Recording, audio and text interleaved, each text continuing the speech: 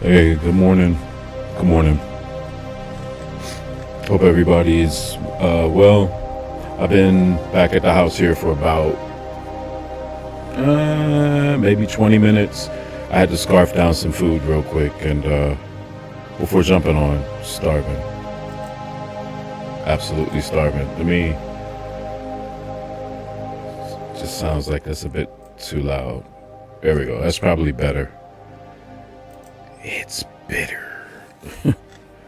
All right, so let's get into this, man. So we were looking last night at, what the possibilities of price coming back up and doing some stuff, and it didn't. Chats disappeared again. There we go. All right. So yeah, it was like the expectation was like, hey, and you could see, like, I'd put basically a buy on, thinking that we were just gonna run out.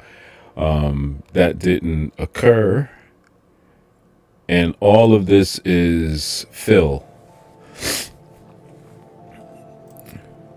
It's all fill at this point. So we basically tap back into it's the 29th. Friday was the 31st. So this is Wednesday. Excuse me. This is Wednesday. Excuse me. Thursday and then Friday. So again, one of those, the inevitability of previous day.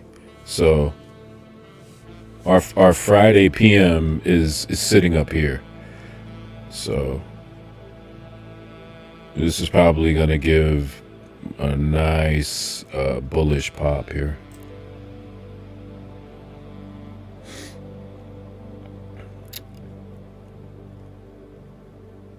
So covered that CE.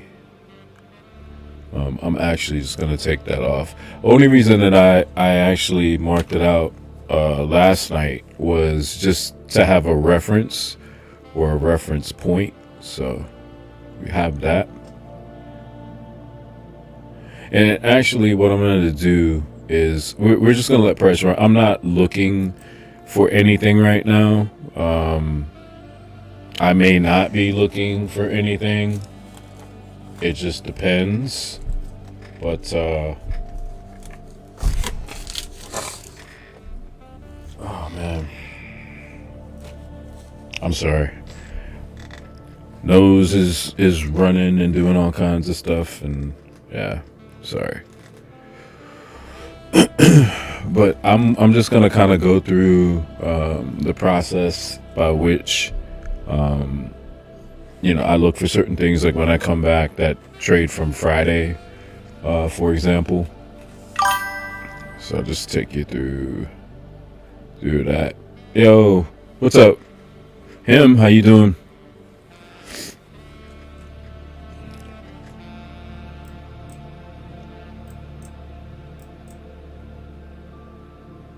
How's it going?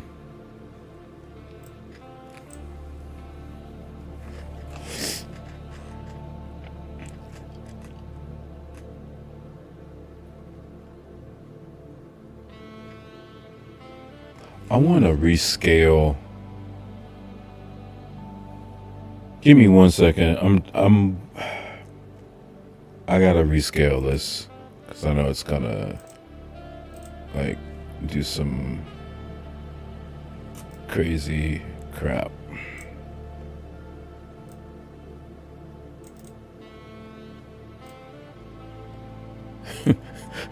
I know most other people probably don't do this kind of stuff. I do. It's just like it's bothering me.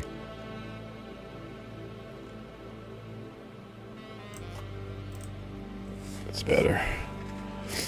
Okay. Yeah, 100% better. 100% better. What you got going on today, Him?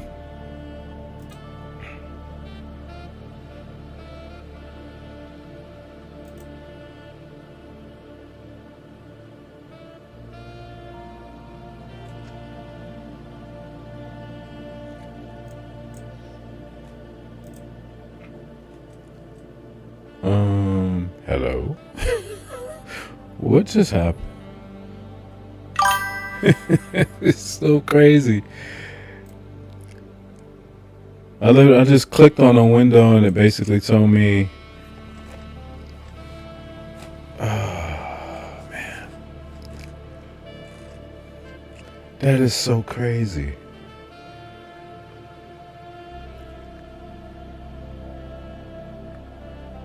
Doing good. Currently working from home, which could be trading. Yeah, I mean, there may be a couple of opportunities this week. It's just kind of like everything else, just finding a place and or rhythm, and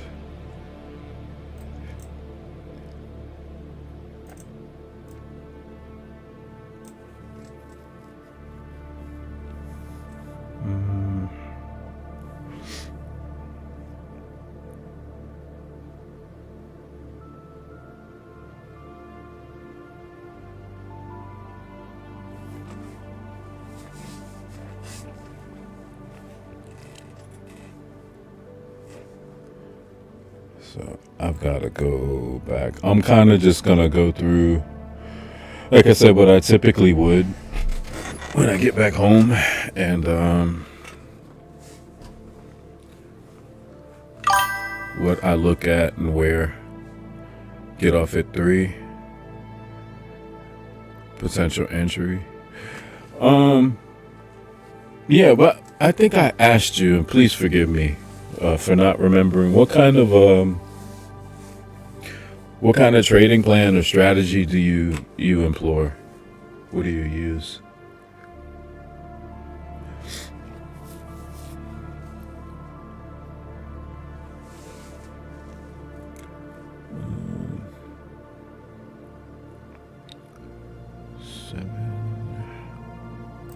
I'm gonna have to abandon that just for a second, and so it's 8:05. That's 8. That's gonna be a clear, defined low. Oh, you trade penny stocks? Okay.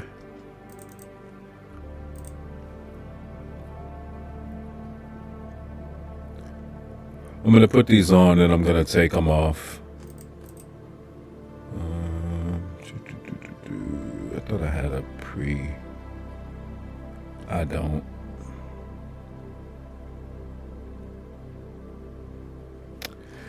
Well, note to self: I have to put. I thought I had a pre-designed, a pre-designated pre-8:30 buy side, sell side, but apparently I don't.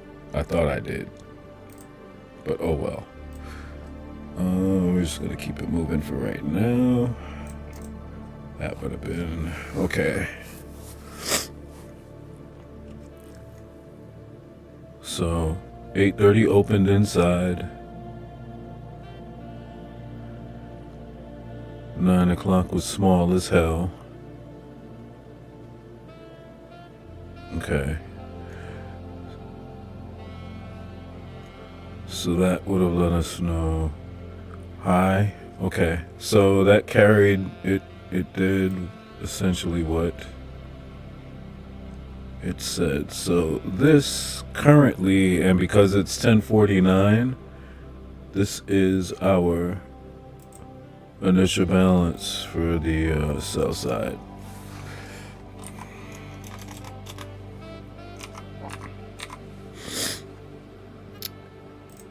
So there is that.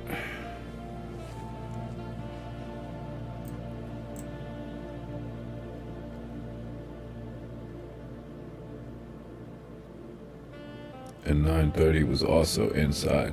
Well, that might have been a pretty, might not have been a bad run short. Now, I don't know who would have had the balls to take it, but whatever. Okay, so out 1.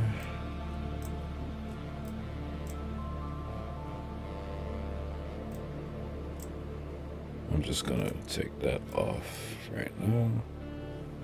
Okay, so we're getting close to 11. So there's there's not anything definite. And see, I'm looking at this, and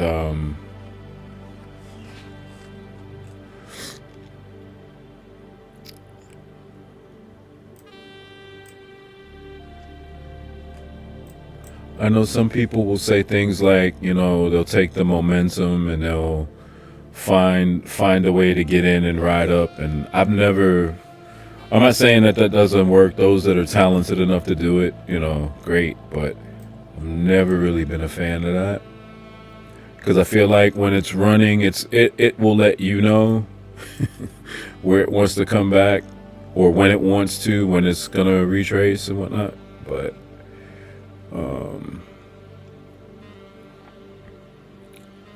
yeah, 3. This was 4. I mean, this is so corny. It is so corny, but back in here maybe to 4 o'clock, because all of the price after 4 p.m. on Friday just accumulated inside, didn't do anything else. So this fall off, you could at least target, the 4 p.m. sell side, and potentially see if this wants to cross and run back, continue to run long.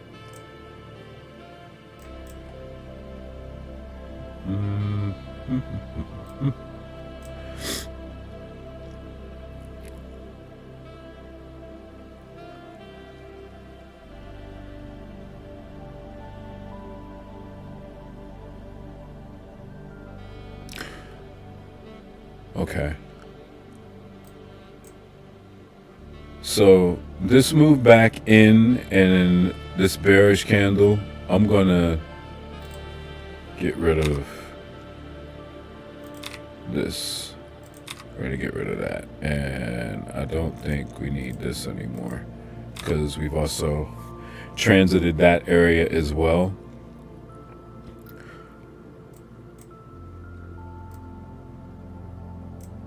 So this will be, I believe that's the low for 4.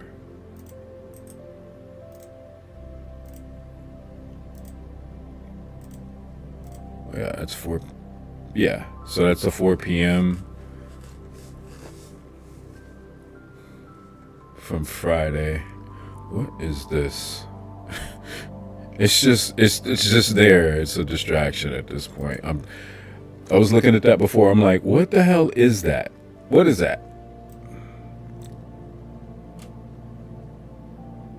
It's 10. No, it's a 6 p.m. gap. Yeah, and that makes sense. That makes sense.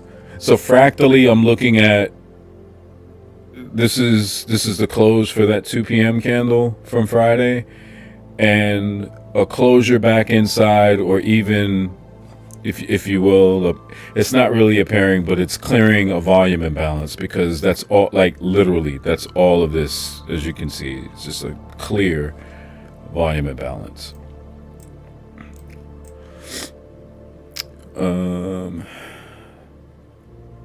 It's 2. That would be 6.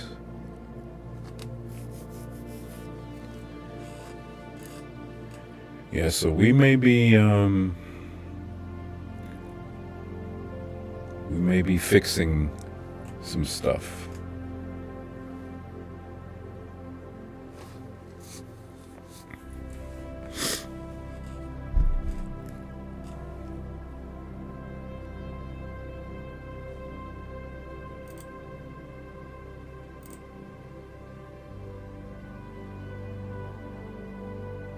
Yeah. Yeah, we may be long just to cover, cover the imbalance. And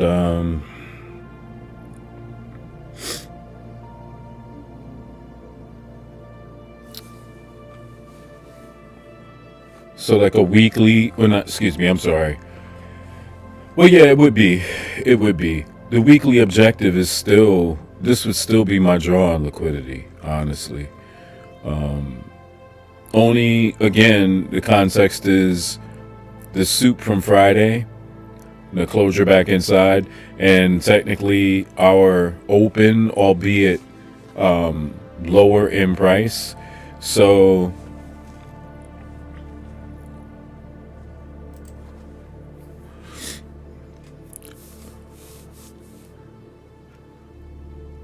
this is not me being, a negative or sounding glum, but I think that unless it's a very small, calculated move or a very calculated position, I'm not talking about catching the lion's share of the move, but I'm definitely going to miss it. So we have jolts and Fed speak, as well as NFP and a few other things going on this week that and I know today's just Monday and it's, 4 minutes before 11 a.m. on Monday, but there may be the gathering of buy-side liquidity and accumulation before an eventual distribution. But as I said, I don't want to make it seem like it's just that simple. There's enough data this week that can allow quite a bit of liquidity to form on either side, and we could potentially not just run out this low, but eventually turn back around and go long, just depending on what's available. This area of actually I'm so glad that I'm doing this. Is that one? That's one. That's two. That is two.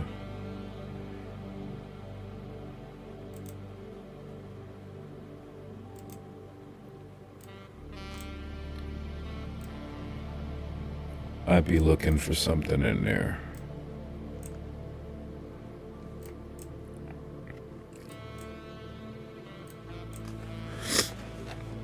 I'm not saying I know, I'm just saying that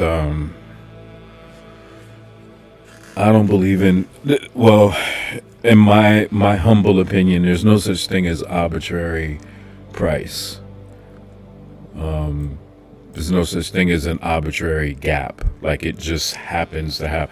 I don't think in those terms, but I could be wrong, and I don't mind that.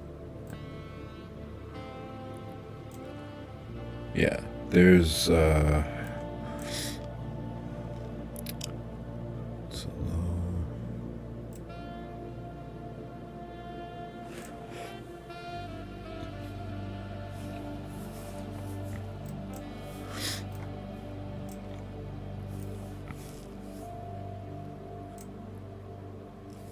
okay.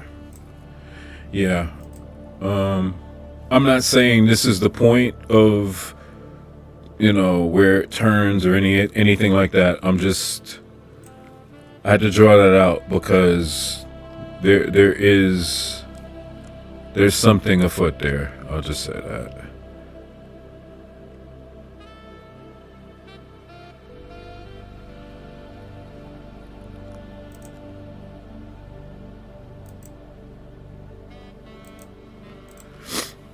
Oh man, I'm gonna have to go blow my nose. It's driving me nuts.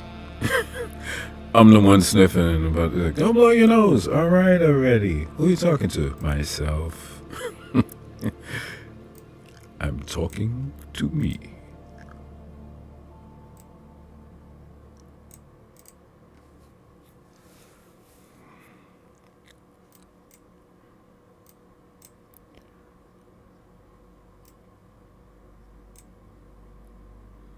So that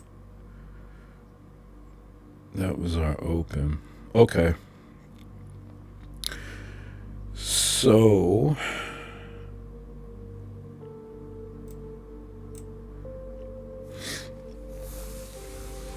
you guys are actually getting a little bit of insight into just kind of like one day, like I said, I'll work, I'll come back. This is exactly what I would do, like if I'm not live streaming. Obviously I'd probably still be, I think I am going to, so I would tell you guys to forgive me, but don't, because I'm going to snack in a few minutes. But these are the types of things that I'll do.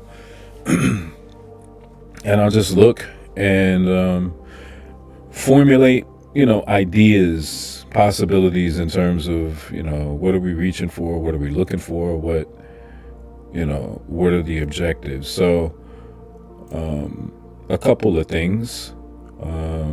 This could be a landing zone when price comes down to engage like our draw on liquidity here. The other aspect of that, just looking at this area, which has shown pretty resilient nature in terms of propping price up and allowing collapses just to accumulate.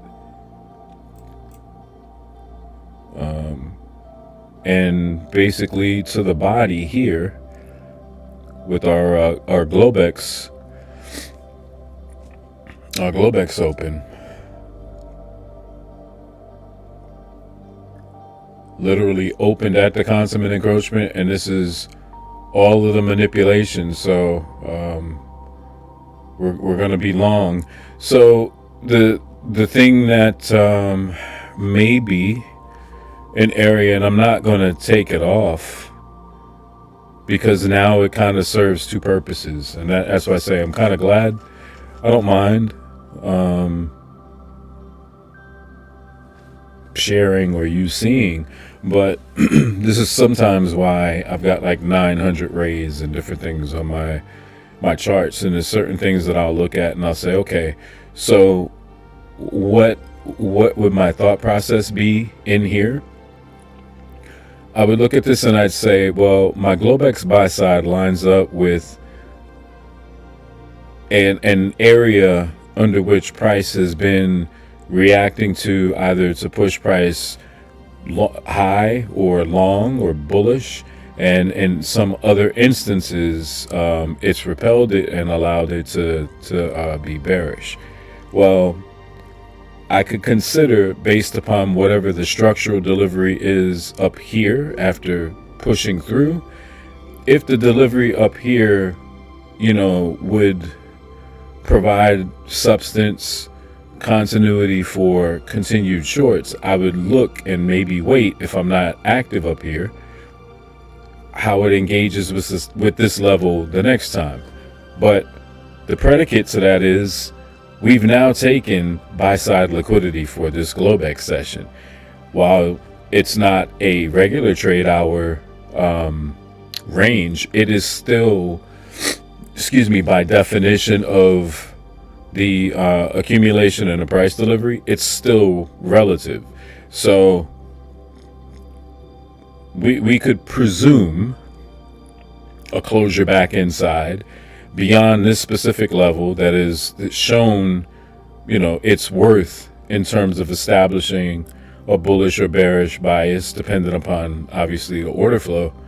It could be presumed we close inside, we may very well run the sell side, and maybe that is the means by which we get back to our draw on liquidity. I'm way ahead of myself, but that's just, again, it's one of those things where you kind of just say, okay, if this then that, in a probability standpoint. So that's something from the daily to consider and to look at. I'm going to go to the 4-hour one more time. And oh man, I want to put my damn sweatpants on. I still got my jeans on. That might be TMI, so sorry. Like, we don't want to know what you're wearing there, sir. Being a little creepy. Okay. So we may be getting into... Yeah, it's 11:05. Okay, so...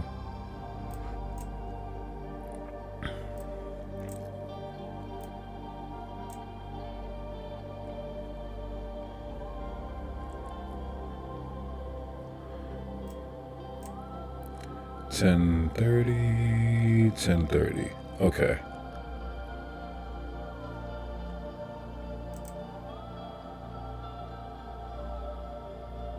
I'm gonna just put this out here.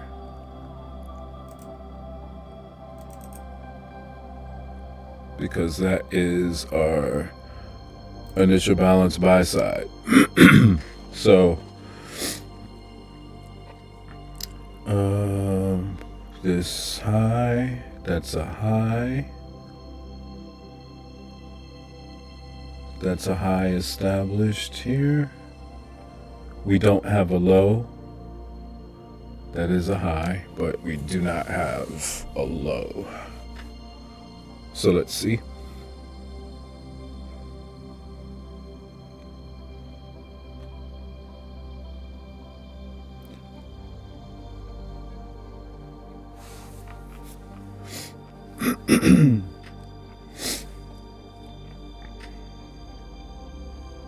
Okay, so now this may actually be BB.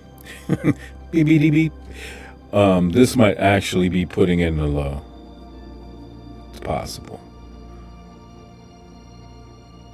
Yeah, this candle closes in less than 2 minutes. So maybe putting in a low. If it puts in the low, then we're looking for another high. Yes, price is still bullish.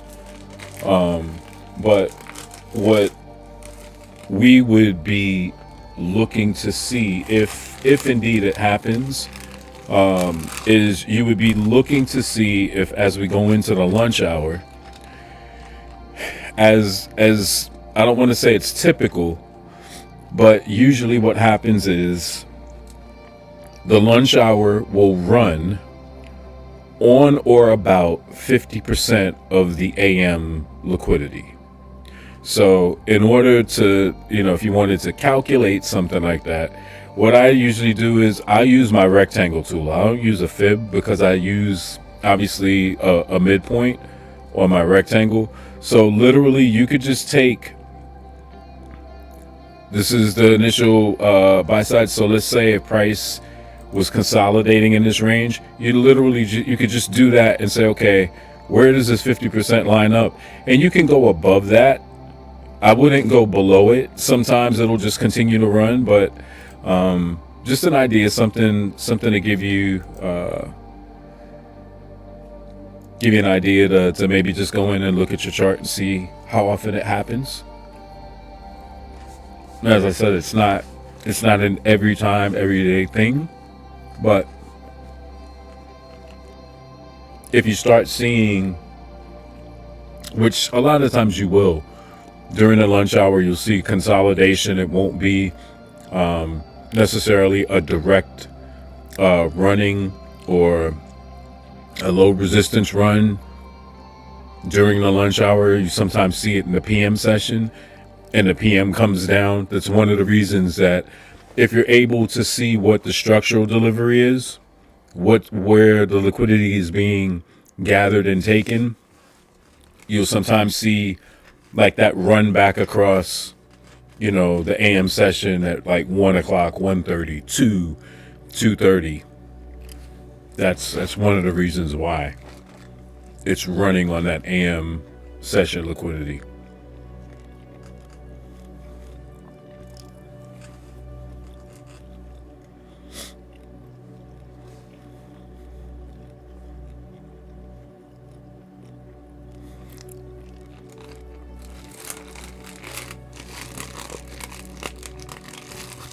Now, this may give us a 2-for-1. Y'all gonna be like, This dude has more like nuanced sayings we've never heard of. I call them 2-for-1s, meaning you can have candles that will help form highs and lows and have a common candle in common. For instance, this is a clear high here, right? It's definitely a clear high. You could say this is a higher high, but we don't have a low. So for the structural narrative to play out, you need a high, a low, and a higher high, right? Just to get your brain into thinking, okay, what's the expectation or what can happen? So usually if you see a high, a low, and a higher high, you're waiting for that low to be broken. You're waiting for price to come down and take out that low. Then you're looking for other things, engulfing candles, fair value gaps, to give you, again, a deeper context that price may be getting ready to become bearish. So when you don't see that, a lot of times, sometimes it's not going to be clear. I don't catch it all the time, I'm not going to lie. But getting back to that common candle, so let's say this candle closes right now, or let's say this candle wicks above this one, right? It wicks above that candle, but it makes itself essentially a high, right? So this is a high. This is still going to be a low. This candle, this one, and this one is still going to make this a low, right? All that has to happen is the next candle that forms after this one, if all it does, it never exceeds like this high, it can close in this very small range. And guess what you now have? You'll have a high, a low, and you'll have a higher high, because you've got a common candle that's helping to support the structure, if you will, that structural formation and delivery. So I've sat through some lunch hours, and sometimes, like I said, it can lull you to sleep. It's done that to me more times than I can count, but it happens quite a bit when you get into the lunch hour, just before the lunch hour. So, but we'll see what we get.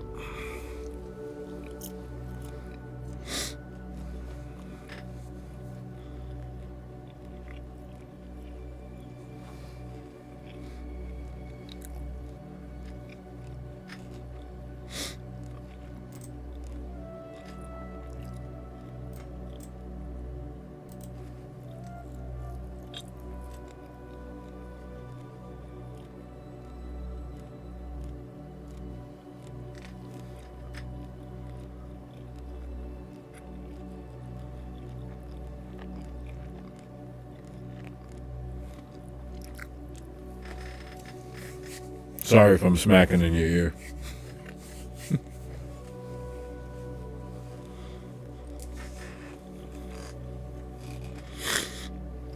Now I'm gonna go blow my nose.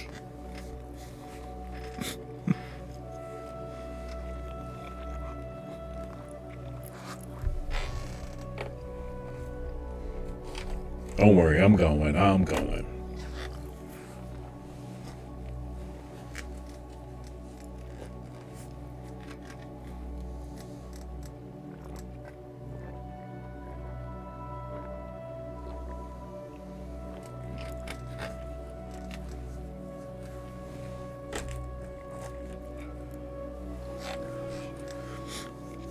All right, give me a couple minutes, guys. I'm gonna step away, go blow my nose, change, and put some more comfortable attire on, and I'll be right back.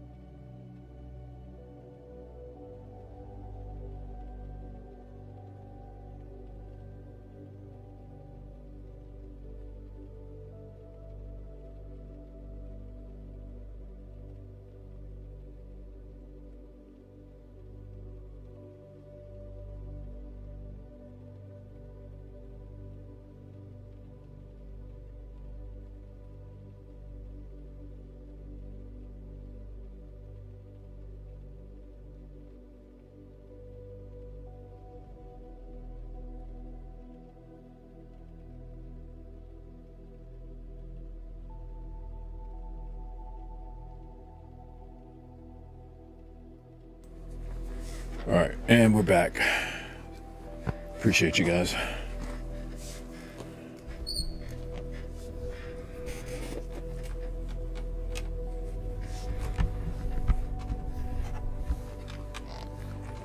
Okay. As usual, we didn't miss very much in the lunch hour. Lower this a little bit. Beautiful. Beautiful. All right.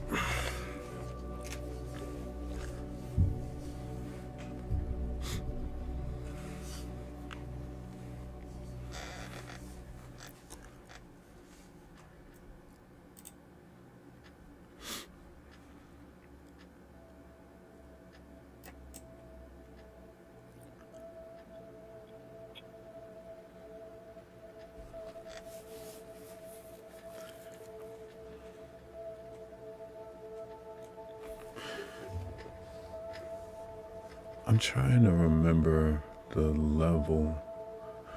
I'm trying to remember that level from Friday.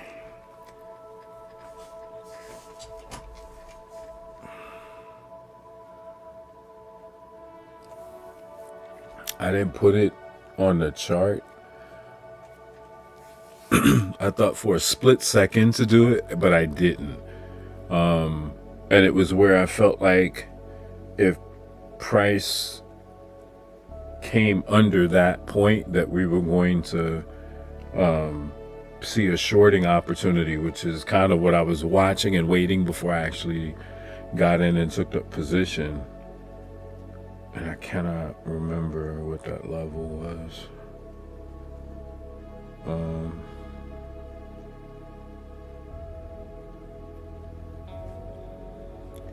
I keep thinking it was like 580 something. What's up here? Let's look real quick, because we can kind of look at both areas at the same time. Or did I join a box there?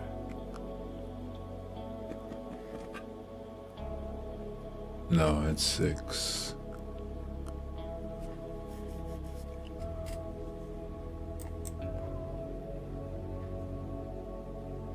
That was just the fair, yeah, it was just fair value.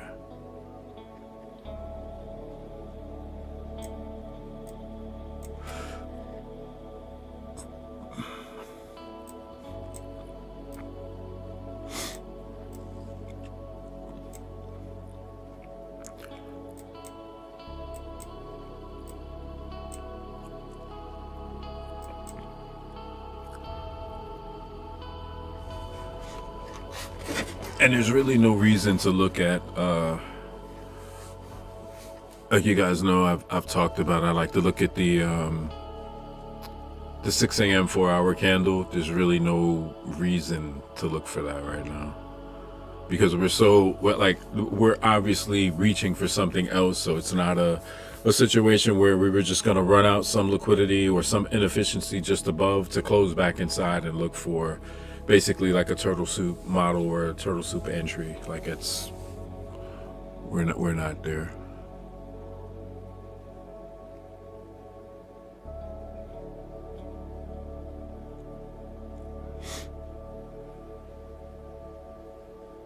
Okay, so the way as presently constructed, as price is presently constructed, I would read this as a high, a low, and right now we're gonna get potentially 1/2 of the higher high, because here's one candle. If this one pops above, we'll have that context, and if we have another one that closes back inside, that'll give us some framework. And I'm just looking at the time, so it's 11:22. So if indeed we are looking at well, let me rephrase that.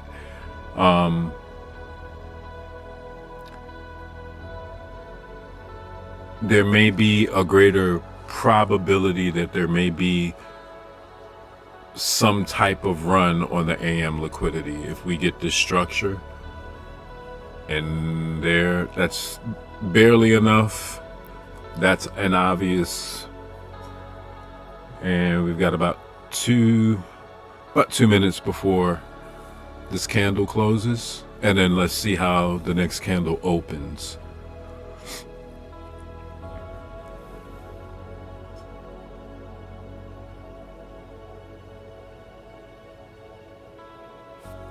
And again, I'm gonna make it red.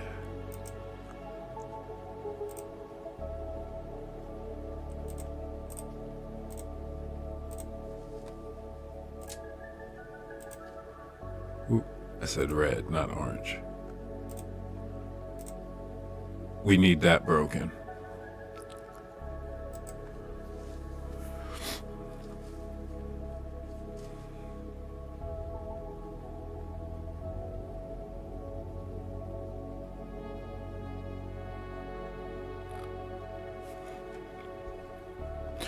And if this is the high, you can always, like I said, from the highest point. Hey, T-Camp, what's up, man? How are you? Yeah, so...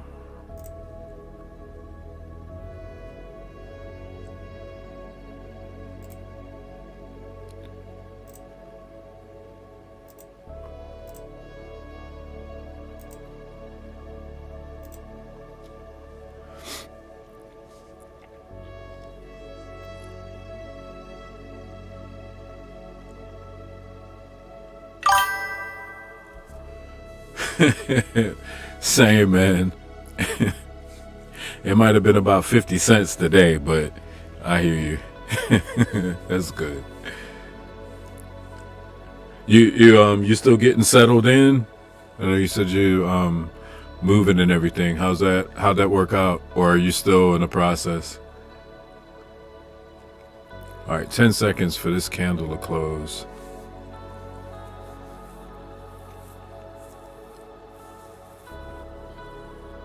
Okay.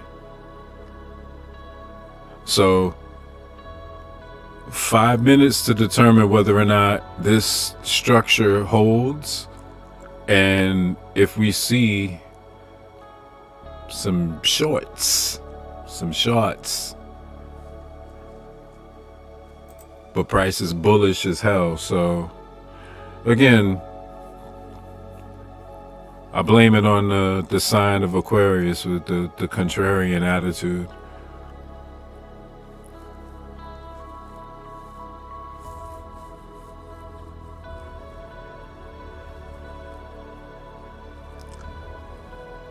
All moved in, got like one box. Okay.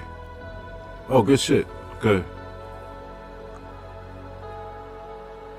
Congrats, man. Good shit. 765. That's good. Good.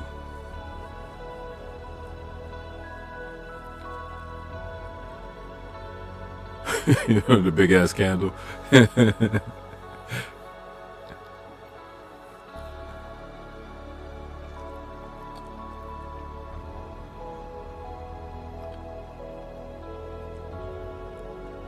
Yeah, this is...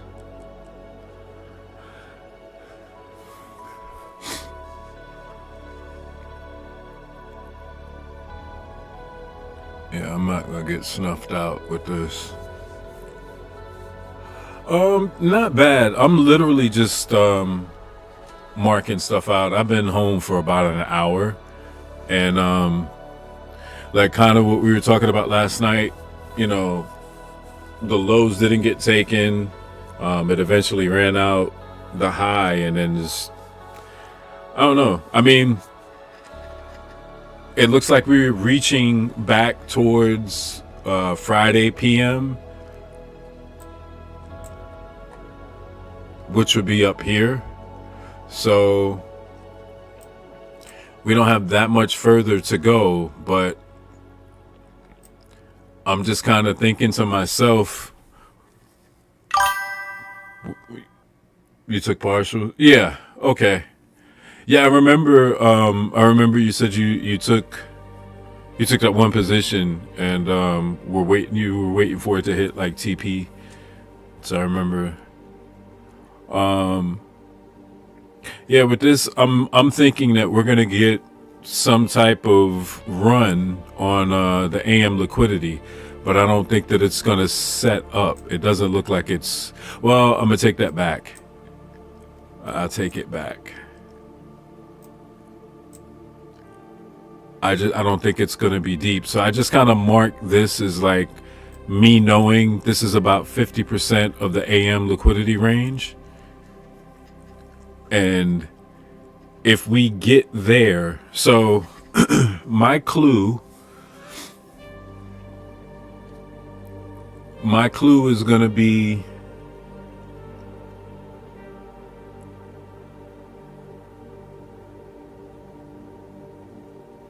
I could go with an engulfing, but I need something more because it's the lunch hour, and I'm probably just going to stay in this practice account for now.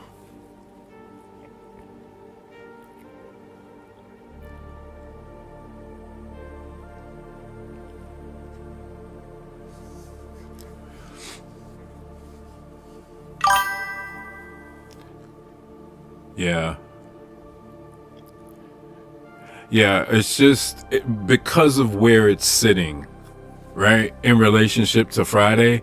Like, it's already theoretically, yeah, we've already tapped back into Wednesday and Thursday. It's just Friday.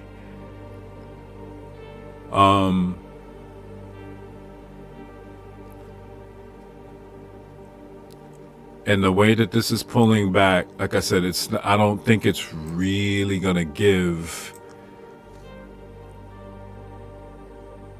an opportunity. This candle's about to close in 20 seconds. So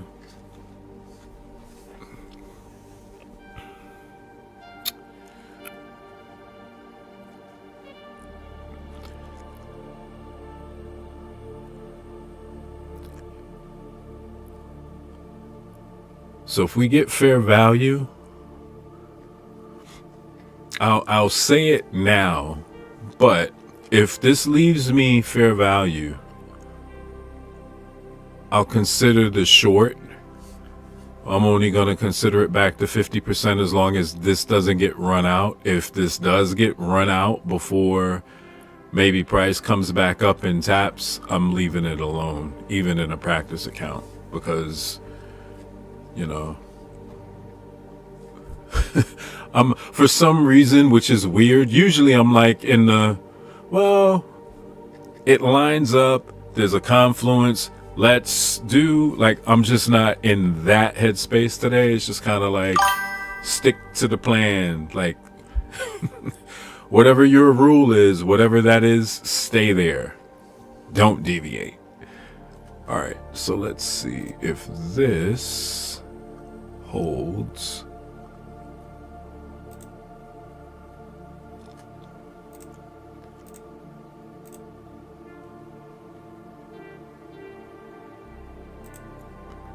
That is a bit too dark there, sir. Don't ask me what's going on with my whole color coordination thing. I'm all over the damn place. Don't judge me. Don't judge me and my rectangles.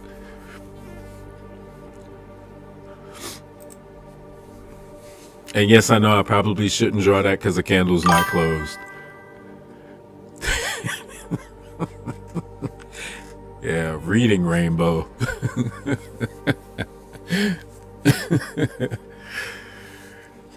Yeah, man, listen. My charts have been having the "We Are the World" on them for like years, so.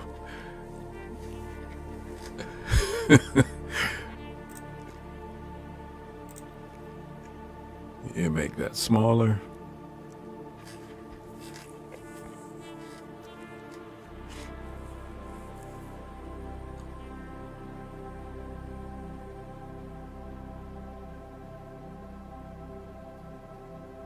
And actually, you know what? It's probably not going to come back up here. Let's Order filled. do this.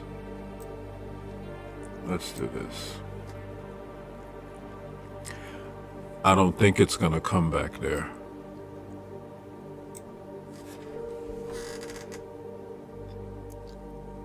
Because we closed under this candle here. And this is paired. So even if it leaves a small fair value gap, if it fills it in, it might be even better. But let's see.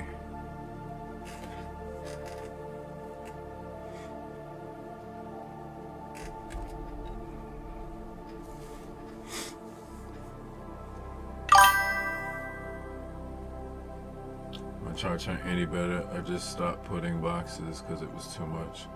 Use a fib, but the fib, yeah. Yeah, that's what my charts, man.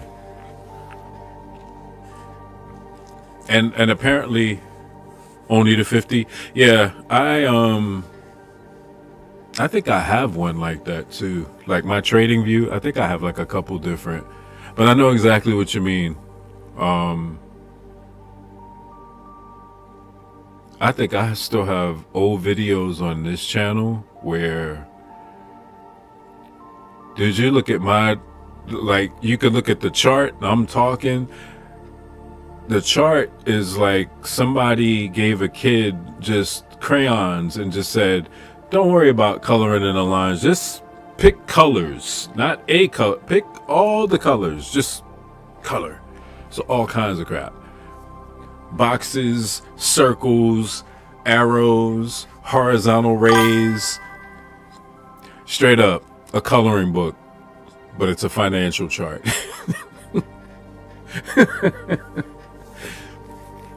Yeah. All right, 10 seconds for this to close. And let's see if it closes down under that bot. Yeah. I'm just looking to see if it closes under this body, and it closed right on it.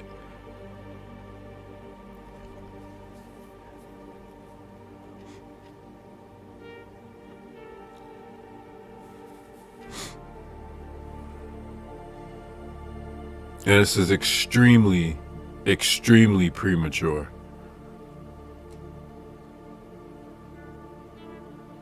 In terms of the timing for this. Like my positioning is extremely premature.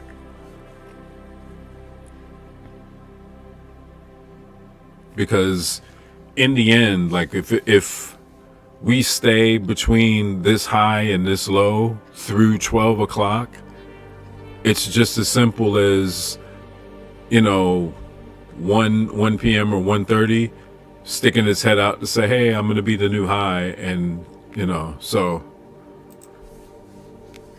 because that may be the established range for, and what I mean by that is that could be the established lunch hour range already. This literally, this high and this low. And I've kind of put myself right smack dab in the middle of it, but it's cool.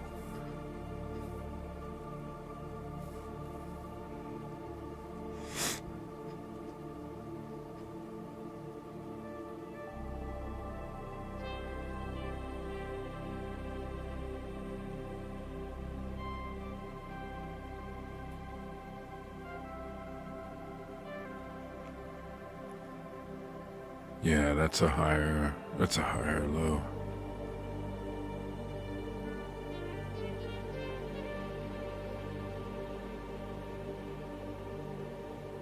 But that could have been for the express reason of generating more liquidity.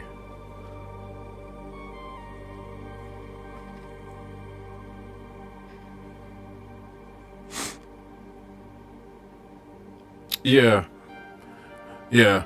And I don't know if you were in the chat last night when I said it, but that's always been something that I kind of have to work on, and sometimes it's worth, I'll say it's like worth missing out, because I'll see something and it's not one of those, oh, I see it and I know that's going to happen. It's not that. It's just that you can see how price is delivering. So you already, I don't want to say, like I know, but it's like you can understand like the probability of what's about to occur. And you're like, oh, okay, it's here, but you're early. That is like the story of my damn life. It's like, I'm always early, and then you look and you go back and you do that second check after you put yourself in a position, and then you go, damn. Yeah.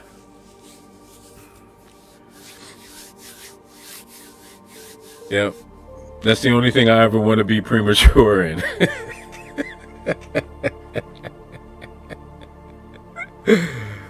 Yeah. Premature is never a good thing. I think we can all agree with that. It's never a good thing.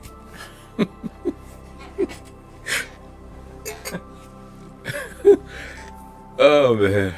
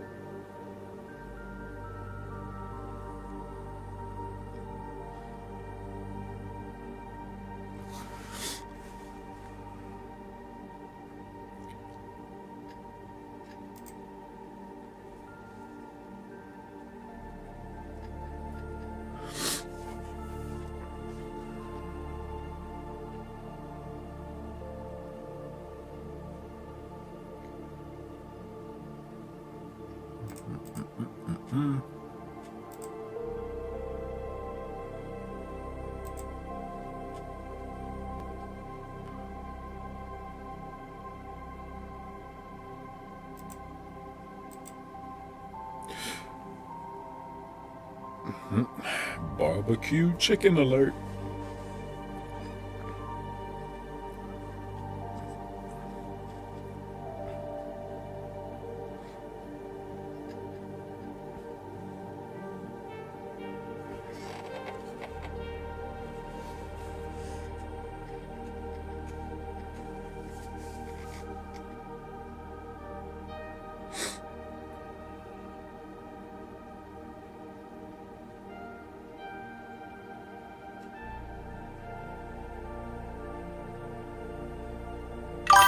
Tripping.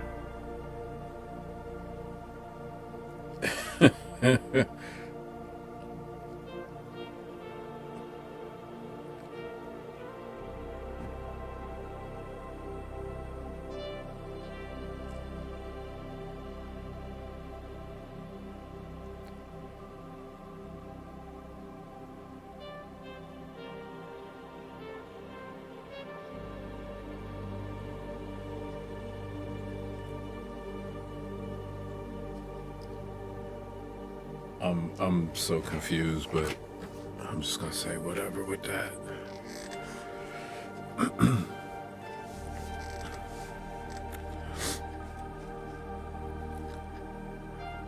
I always love the team messages you get about everybody doing a good job. And I'm looking at what time it is, and I'm like,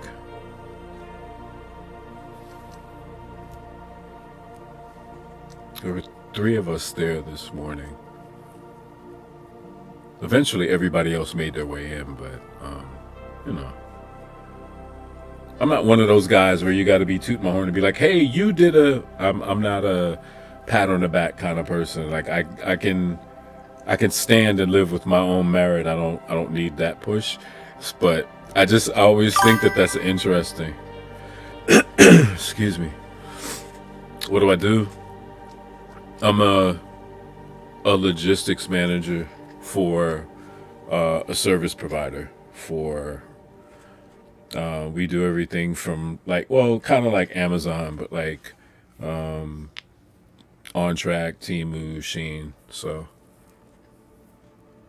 just make sure people get what they're supposed to get, and the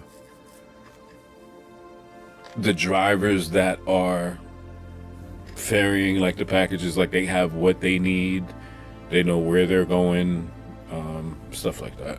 So I just coordinate that pretty much, which is a lot of the reason why, like, I'm home. Usually I can get back home. Well, let me start from the beginning and it makes sense. I get up at 4. I get to work about sometimes 6:15.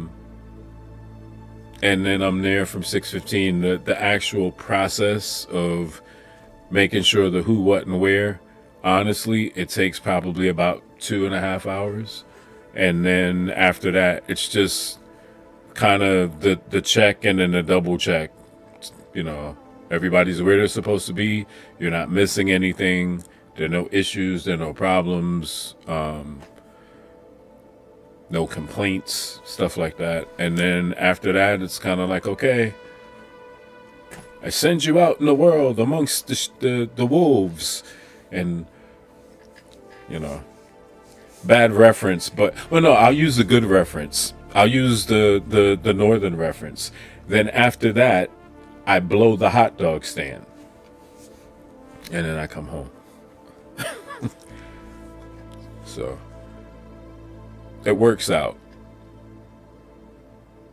It honestly, it works out.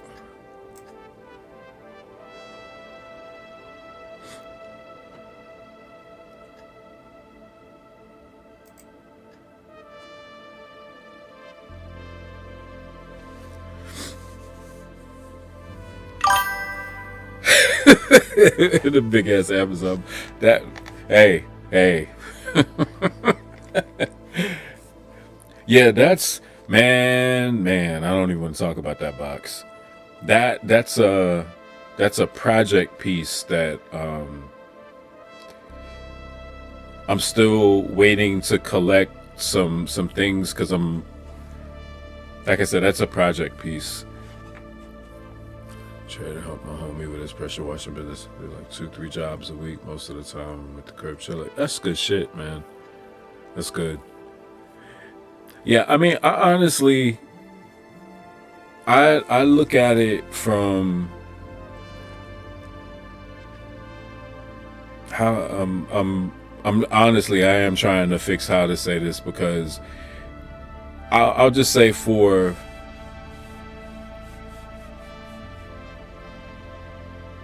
like my personal well-being, I'm kind of at that point where I don't mind doing more, but the depth of, I don't want to say the majority, I'll just say the depth of the individuals in bulk that I come into contact with in certain environments are full of shit. And I don't have like that level of, I don't have like the bullshit level of patience to deal with that anymore. So, I was fortunate, and I say that, you kind of align yourself the right way, whether universe or whatever. It's just, I can't do that shit anymore. Before I did this, man, I don't know if y'all want to know all that, but I'll give you just kind of like the snapshot and a glimpse.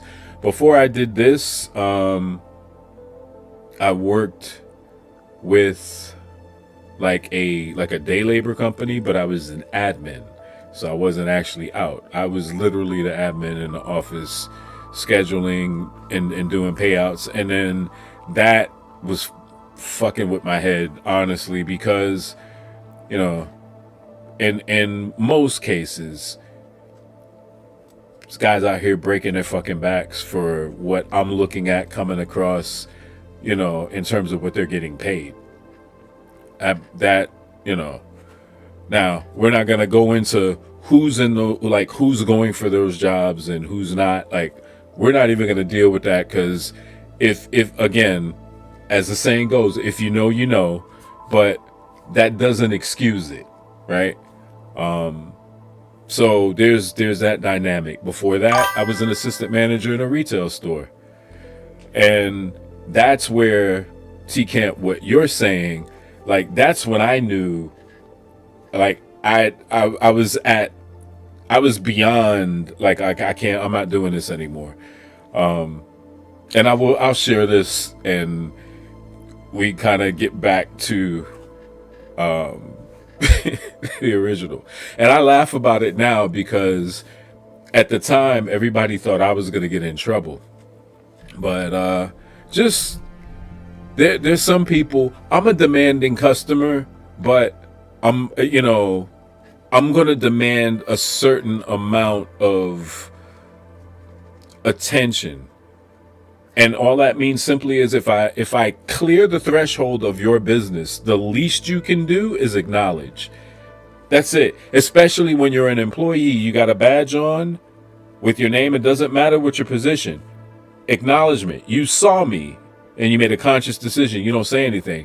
I know better. A lot of times I don't shop there. I might give you a few minutes, or I'll give a couple of people a few minutes. If I see you work there and you look and you don't say shit, I leave. But in this instance, I think it was something that had to do, if I remember correctly, had something to do with like pricing. And this guy thought that everything should have been like one complete price and set, but they were two different things, but he wanted them for one price and he wanted them together. And I was just like, no, we're not going to do that.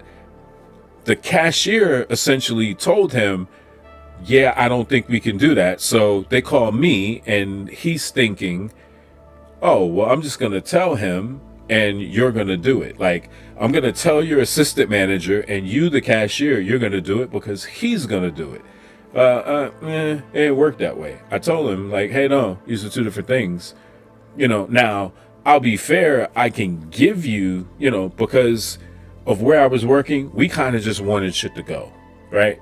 Not trying to hold on to it for markup and that kind of stuff. And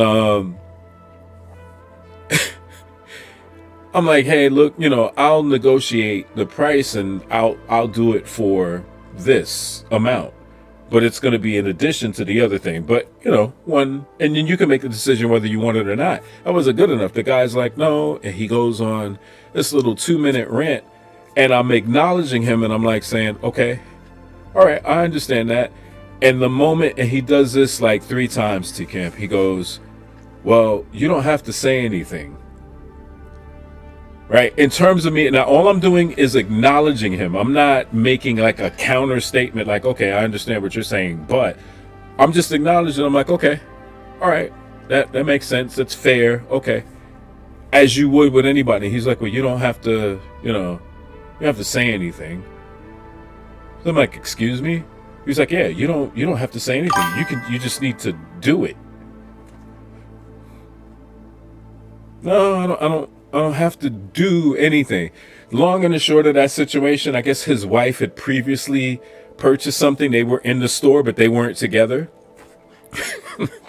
So what I did, store full of fucking people at the front. It's a Saturday. I got to the point where he's like, well, no, you're being combative and I'm going to call corporate. I said, listen, I tell you what. I said, I'll do you one better.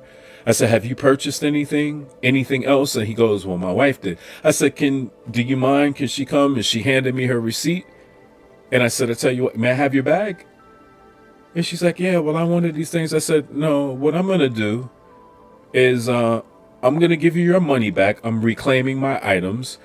You don't have to buy it, but I want you out of my store.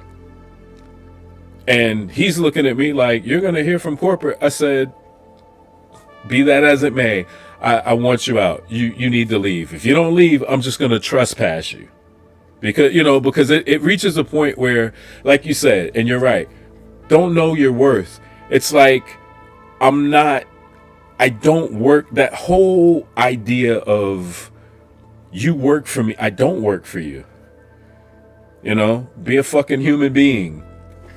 Treat people like human beings. The moment that you turn into, you're going to do what, I'm out.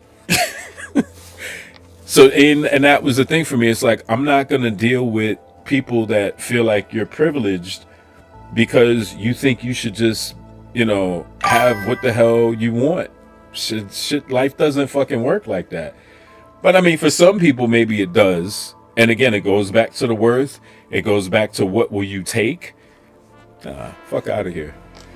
So yeah, I realized those types of situations, like I'm at a point where I'm not going through that shit. So a little bit of interaction, I don't mind. But just kind of beyond the bullshit, man. Beyond the bullshit.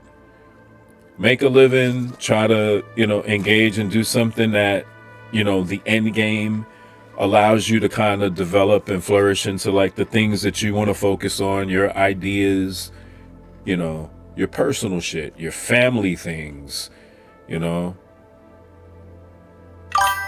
So Karens, Kens, I had to choose that word. I'm gonna say it anyway. I was gonna say your Karens, your Kens, your Mustafas.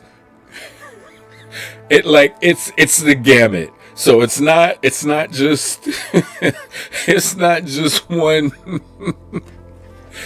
it's not just one set of demographic. Like it's, hey Ishmael, what's up? What's happening? How you doing?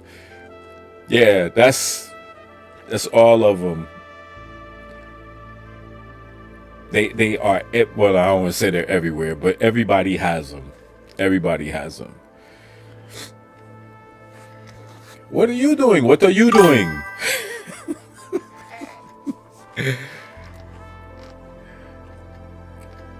No, yeah, exactly. That's what I'm saying.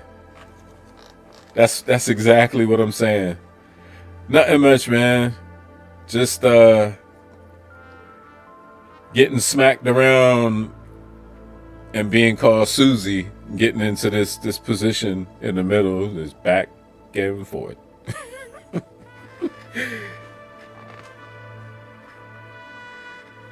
Back and forth. Yeah, they straight up they don't, but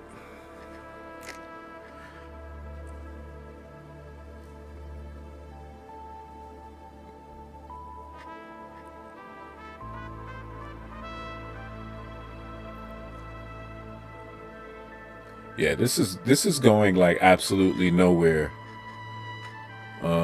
5 minutes before 12.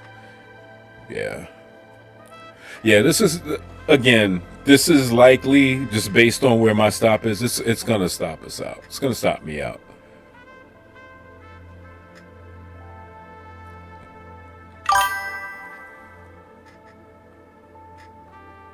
The bias was a interim short with this, just based on the initial balance.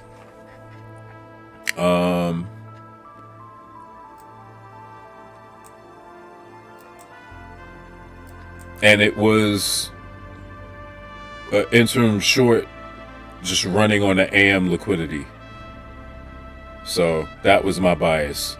Run at least at best 50%, which anywhere in here is going to be sufficient, but the bias is to run on 50% of 50%, excuse me, of the AM liquidity that was generated.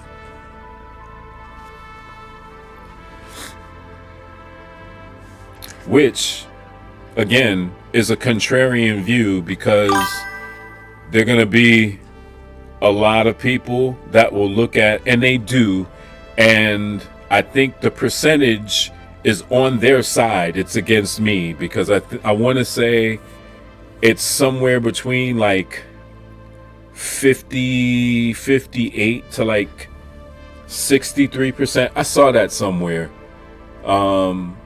It's like 58 to 63 or 65% of the initial balance moves whatever the breakout side is, you can get a retracement to continue in that direction. It's not going to run the opposing side, or it will just break out and go.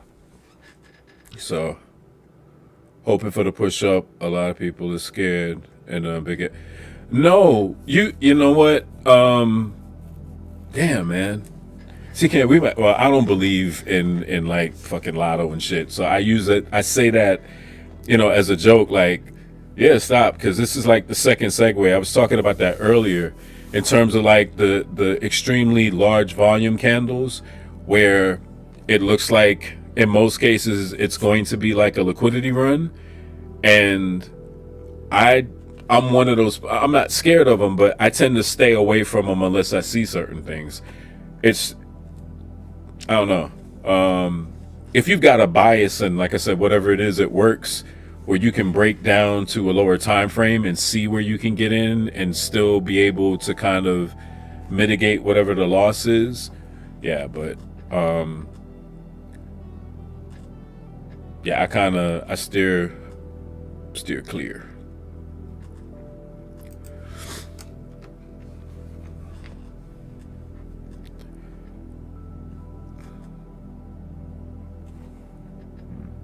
Excuse me.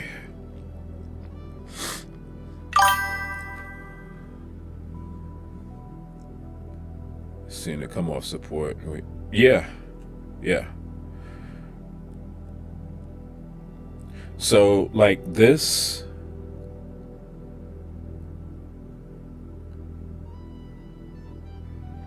What time is it?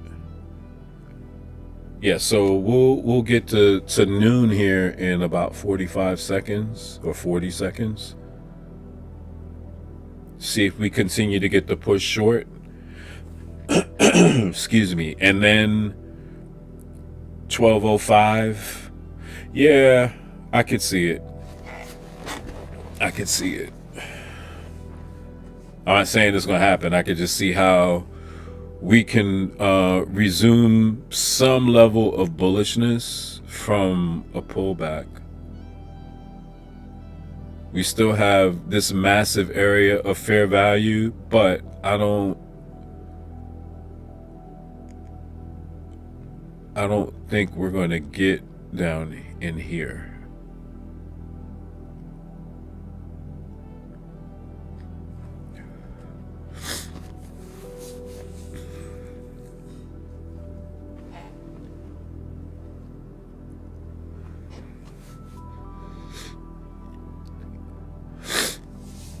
Oh, man.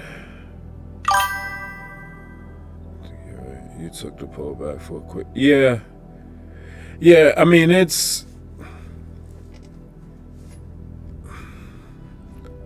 possible, but it's not, obviously, like nothing is. It's not an absolute, but...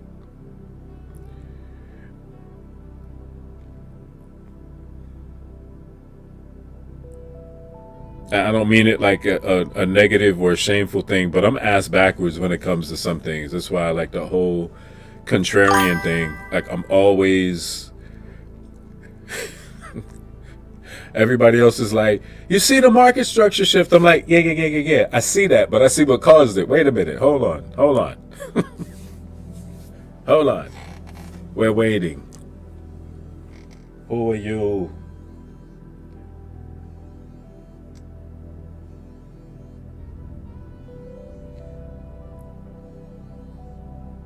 I don't know who that is. Go away. You're bothering me.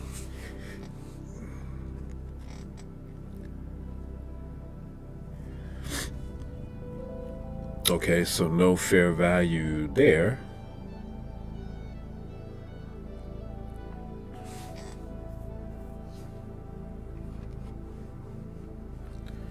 Being blunt. Yeah, man.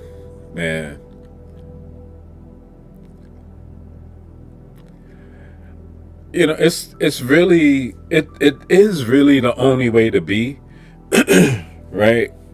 But I can and will admit to, like, my man, my mom used to say, like, we have conversations, and I guess when I was like a teenager, so I mean, she would have been able to see what I couldn't process what I was projecting. And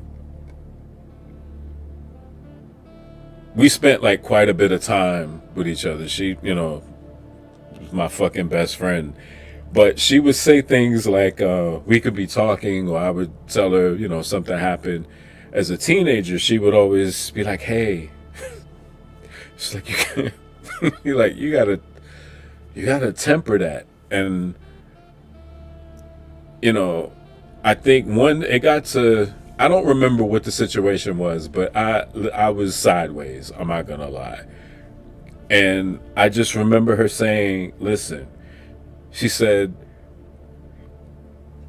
every time you want to stick your foot, and that's why I'm careful to say this, because this will be recorded, and I'm gonna hear this shit somewhere out of somebody's mouth that doesn't really fucking understand the use, and it's probably gonna, but I'm gonna say it anyway. She would say to me, she'd go, just because, you want to stick your foot up somebody's ass, them steel-toe boots up somebody's ass, she said, sometimes, she goes, sometimes you gotta put cotton in the toe, right?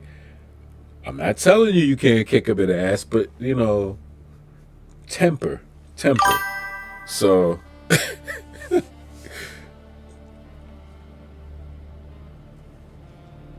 yeah, well, no, and there's some things, like what I'm talking about now is like the euphemisms, right? There's some things, and T-Camp, I'm going out on a limb because I think I know without asking. I feel like I know. So I'm just going to say this to you, and I'm going to say it now because other people use it. I heard this shit this morning. I don't usually listen. I don't listen to like a whole bunch of news and shit, but for whatever reason, I was listening to like a report, YouTube, while I'm doing my shit at work. And this guy is talking about like economic conditions, blah, blah, blah, right? And then he says, and I fucking stopped what I was doing. He goes, yeah, this group doesn't have a bucket to piss. No, he said, this group doesn't have a bucket to spit in or a window to throw it out of. Now, there's some people that have never heard what that is. They don't know what that is. So I'm gonna say the proper reference is, you don't have a pot to piss in or a window to throw it out. So that's sometimes why there's some shit that I just kind of want to hold on to, because it's just crazy. Yeah. But I mean, I couldn't, because that's the way I'd always heard it as a kid. And that wasn't necessarily like that wasn't our shit. My mother's people were from Georgia. And that was like my grandmother. That was my grandmother. I'm listening to this dude this morning, and I'm like, I had to stop. I'm like, wait a minute. Was this motherfucker in the kitchen when I was playing under the motherfucker? When my grandmother was talking to... Was he at the window? Was he, was his people the milkman or the mailman or something, and the screen door was open and you heard, like, that's what you heard, and y'all kept it and you changed it? Get out of here, man. So, yeah, it just, yeah. But yeah, when you talk about being blunt, yeah, I like I said, some things I just have to, I gotta table some of my shit for real, because as you probably well know, and a lot of people take the shit for granted, the longer I won't necessarily say the older you get, but that's inevitable. But the longer you live, the more experiences you have, the more exposed you are to, different cultures and groups. And it's not about a go along to get along. It's about, I'm going to respect, you as an individual, your culture or whatever it is. But ultimately, I have to respect you as an individual, because there might be aspects of your culture that are just not in line with what my concept of humanity or, being a human being. We don't agree there. That might be for everybody, but I'm gonna treat you as an individual. But if your individual shit is fucked up with me, we got a problem. You know what I mean? For that, I gotta let you have it, but I still gotta pick my spot. And I think that's where, nah, it ain't church. It's not church, man. It's not church. That's the other reason why I try to do this. And that's a bona fide fact. It's the other reason why I'm here. And it's, like you say, I don't do people like that. My old lady is like, hey, you want to go? Nope. Nope. Nah. We going to such and such's house and they're gonna make, I don't know them people. They might be the kind of people that put raisins in fucking potato salad. I don't do that. No. No, Sylvester. We don't. Nah. Y'all have a good time though. Nah. I'ma hold on to my sanity the best way I can. But I don't know, we keep meeting like this. I mean, shit, we all seem to have like a collective to some extent. So, but since you said church, we could be our own salvation. There you go.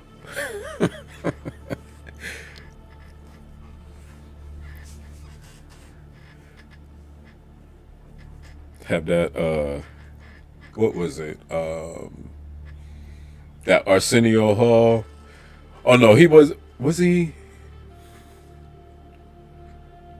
No, he wasn't in the church. I'm thinking of, oh shit. I'm thinking of Coming to America.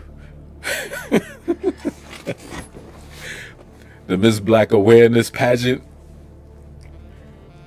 There's a God somewhere. Turn around, ladies. Who? It's a God that sits on high. Lord.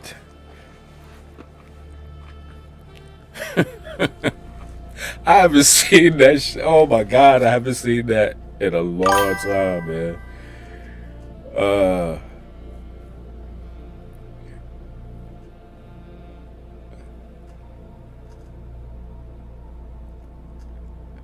Yeah. That's listen. Man, I'm not gonna put her on blast like that. I love her to death. We agree to disagree with certain things, and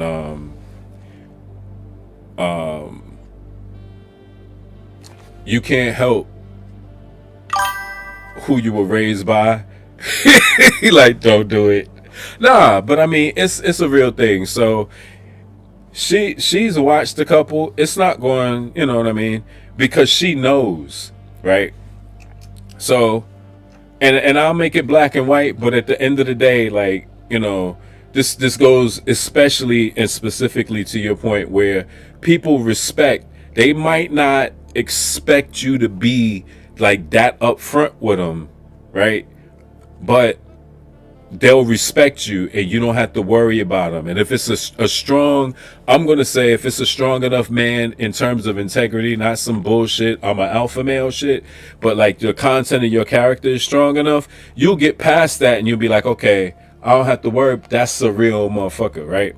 So when I'm trying to remember, I think my daughter, we lived across the street, and that's just how the shit worked out. We didn't pick it, and I didn't know, like, the pastor over her church, like, lived across the street or up the street from us, right? And at that time, I was working a job, but I'm from the city. So even here in Florida, it's like, for me, am I going to pay, out the ass for gas, or can I just hop the fucking bus, save, a little bit of change or whatever? So at that point, I'm riding the bus. I get off the bus, I'm walking up the block, walking home. Her pastor's outside, doing some yard work. It's like, hey, Jeremy, calls me over. Respectful. I was raised properly. So I go over and say, hey, how you doing? And he's like, hey, just, how you doing? He greets. I'm like, good. How you doing? Yeah, I'm doing good. And he goes, so, I noticed, your wife, she's been coming to church. And he's like, so, when you coming? I said, excuse me? You asking me when I'm coming to church? And he was like, yeah, when you coming? And I told him, looked him dead in his eye. I said, listen, when I waste my time on what I want to waste my time on. I don't waste my time for the benefit of other people. If it's my mother wanting me to do something or whatnot, it's not a waste of my time. Like, that's where I came from, so I'm gonna do that. I said, I don't waste my time. I said, but don't ever ask me no shit like that. All right? And he was like, okay. But here's the crazy shit. That interaction we had, I went to the house. I told my wife, and she's kind of like looked at me like, oh shit. But not that long ago, I want to say, I think it's been a year, but she suffered through loss. I've suffered loss, like, over the last couple of years. So I've seen him I've seen him a few times over the last couple of years because of that, right? And there's no, I see him and I'll go up and shake his hand and say, hey, how you doing? How's business? Because he has like a business on the side. But that's what I mean when I say the people that come at you, and I know we don't really, that's frowned upon to be spoken about, but T-Camp, listen, bro. I think it's something brewing. We might need to link up and chat outside of trading live streams. But I finish what I'm saying, but it's like you're going to get two sides of people when it comes to that. You're going to get the ones that think that they can kind of bully and influence and try to make you feel bad. But I'll just say it like this. My father was a devout Roman Catholic, grew up that way, for that split second, when I didn't know any better as a, like, really small, thought I wanted to live that kind of life and quickly realized, like, that's, nah, bruh. So I know it. I had to study it for a period of time, but that ain't it. That is not it. If whoever it works for, hey, that's not a patronizing clap, but if it works for you, great.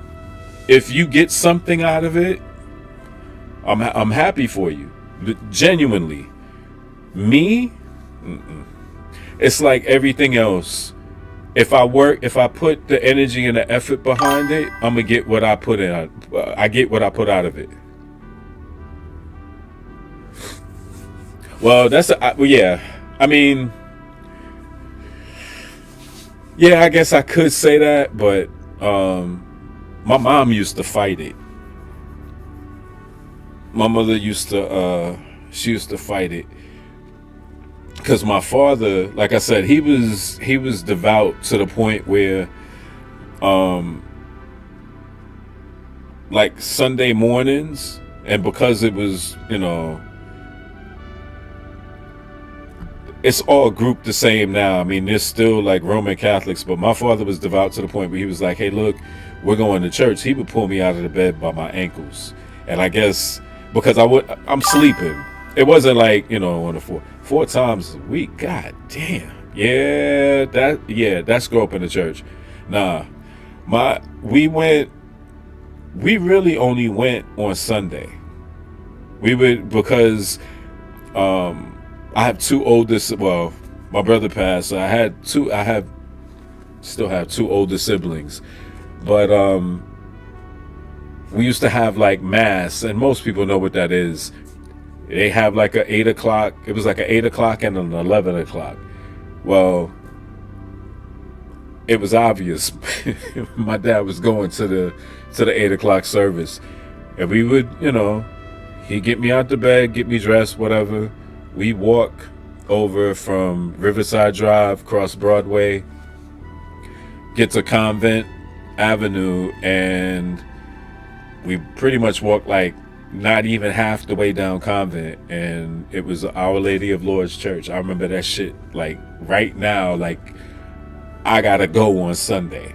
You know what I'm saying? So yeah, that was a Sunday thing, and I guess to offset jolting my ass in the morning, if there was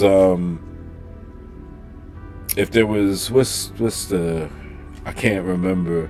We'd stop and get like a fucking pretzel or something on the way back, or at the time where McDonald's was still a halfway reputable place, we stop at the McDonald's, used to be literally right on the corner of Broadway and 145th.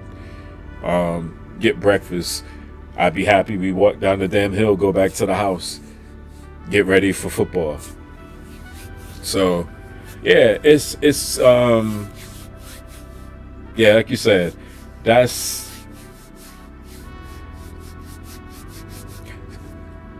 a mind fuck that,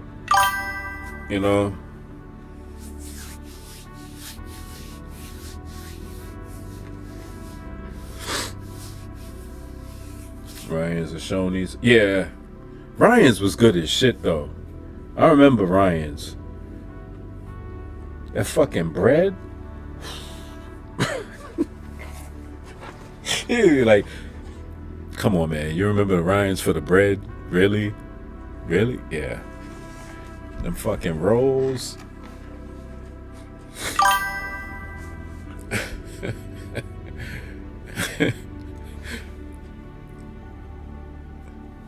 Cookies. The ice cream used to, because I'm thinking like, oh my God, man. Oh.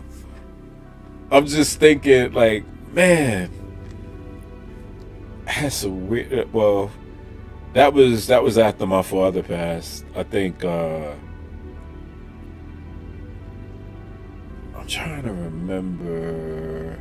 Yeah, the first time I was in Orion's. I think it was in Savannah. My mom, we had come down to Savannah, and I don't remember what the event, but I know that we would often come, or if we were visiting and spending time, we go like maybe, I won't say like 2 times a week, but we go like multiple times over the course of like a couple weeks. And then she had gotten some property and some things down there at one point, and then once that happened, we would be going, and if she wanted to meet with people and you talk or whatever, we go there. But yeah, she used to be fanatical about the damn ice cream, because again, they were those kind of parents. They weren't the other parents like, hey, you could get like the bazooka gum and the Bubblicious and all that. Nah, my mother was like Dr. Kevorkian on food. She could be talking to somebody. You come back to the table. She look at the plate and be like, "What is that?" "Oh, it's a hot dog." "Hold on, don't eat that. Don't put that in your mouth. Just take the plate from you and just knife and fork." She's just carving that shit up. By the time she finished, you don't even know that was a damn hot dog. You're just like, I got all this like sliced, slivered meat on my. I don't even want this. You'd be like, I don't want this anymore. She just like destroyed this shit. I'm not hungry. Can we go? Can we just go? Be like, we're not waiting for a check. We paid when we came in. Can we go? I wanted a hot dog. I didn't want meat that I could skewer. Like, but yeah, I mean, kept us safe though. Kept us safe for sure. No food poisoning till old enough to poison yourself. Cobb County.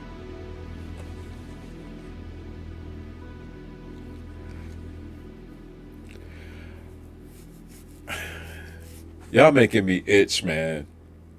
What is going on, man? Wow. Small world.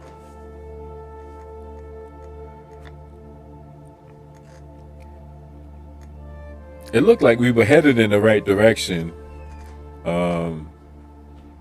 Maybe not. Excuse me.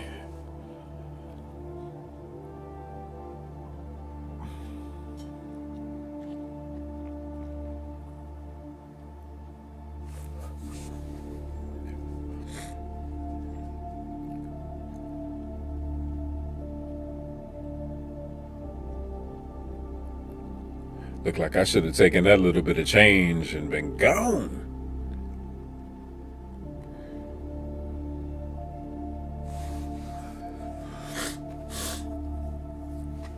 Oh, excuse me.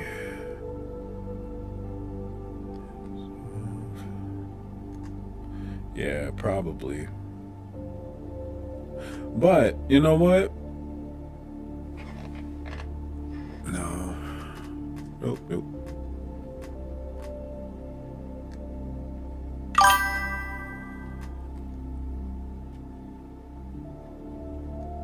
Yeah. I mean, it makes sense, man. The longs make sense. I'm thinking up to... Let's see.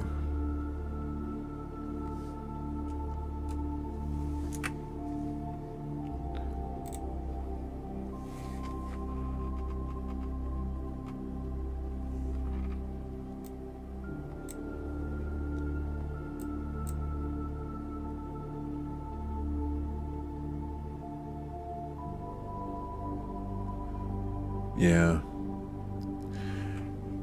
You're gonna have room. Yeah, because it's the longs. It's kind of like what we were talking about. The longs are gonna remain in place until we get back in here. TCAB was like, back to the charts. 21668.41.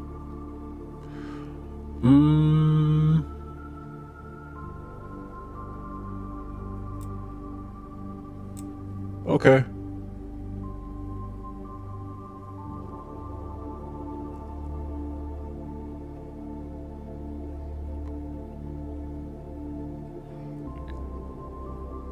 That makes sense. That absolutely makes sense.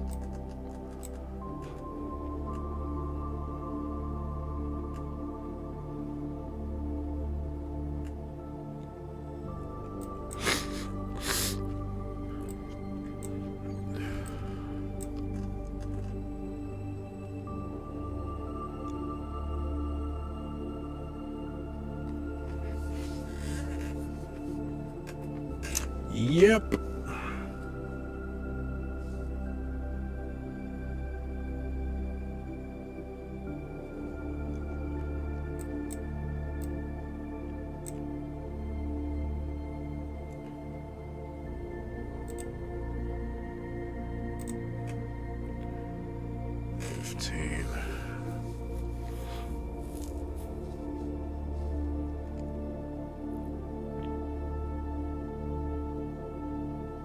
Yeah, we out.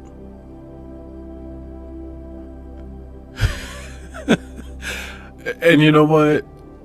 Maybe, and that's fine. I mean, honestly, I think the scaring off may have started yesterday or last night, whatever. But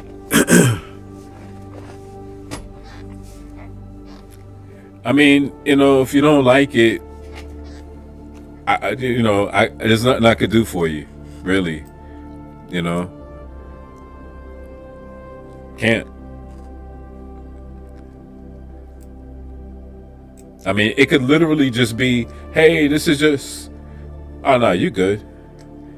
It could literally be, hey man, we're supposed to be talking about speculating and trading in positions. Yeah, well, fuck. We're like, okay, if there's absolutely nothing to do, right? No position to take, no trade, no idea, no, hey, let's see if this is going to work out, right? This is a, hey, let's see if this is going to work out. This is going to fail. I mean, the likelihood is, the probability is this is going to fail. This is a 50-50 at this point, so I'm going to err on the side that probably going to lose. But nothing to do. Do we pack it in? Like, I know some people maybe do that when they live stream, like, hey, looking to see this happen, Yeah. But that's why I don't call it a disclaimer. I call it exactly what it is. It's a public service announcement. It's like this whole thing is my trading or my speculating journaling ground. Like all of it. I appreciate, Ishmael, UT Camp, Jaden, Mario. Like, I appreciate people that come in, we talk, chop it up, talk shit, talk whatever. And then, because at the end of the day, yeah, this is what it might be about. But it's the interaction and it's the experience. And that's not for everybody. And for the people that just say, that's not for me, cool. Because guess what? I've been in other people's streams or followed and watched people, which honestly, I don't any longer. Because, kind of what I said earlier, some of the philosophy, when you share with people, which is why I don't mind sharing or telling stories or whatever. I don't mind that. Because in my opinion, and it could be whatever, my opinion is, if you're a hell of a trader, but your character is shit, I don't really care about the speculation. Because, like, we don't align. You know what I mean? Now, a lot of people would say, well, that's stupid on your part because you could learn a lot from them. Not really, because your character is flawed. You could be a outstanding trader and your character be fucked up. Why would I want to be? I don't want to be there. Unsubscribe. I don't want to be there. That's energy. So, yeah, I don't mind. It's like streaming on Twitch or any platform for that matter. If you can be comfortable with yourself and understanding that you mean no malice or bad intent towards anybody based on what you're doing, what you promote, what you say, and you're legitimately trying to carve out your own niche in what you're doing, more power to you. Do what you can, go as far as you can go, but don't rely on somebody else.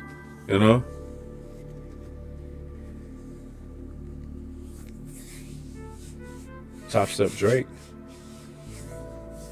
Yeah, I mean, you have to. I feel like you have to. I really do.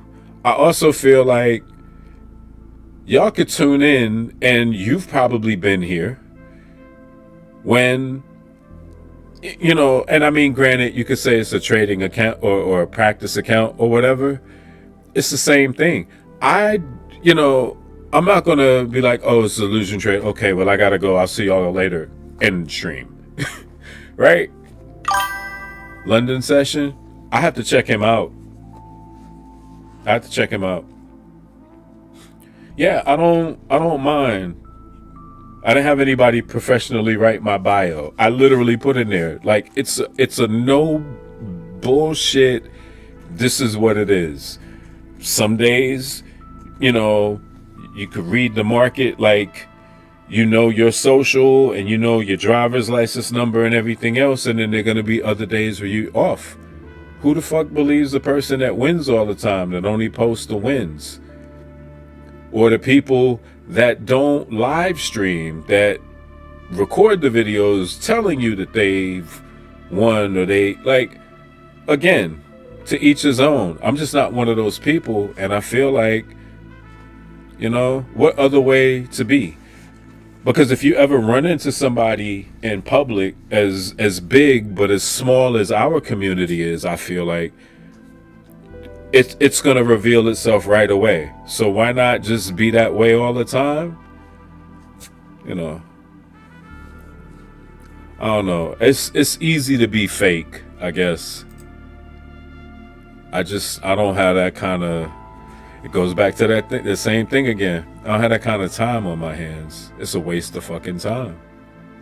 Why do it?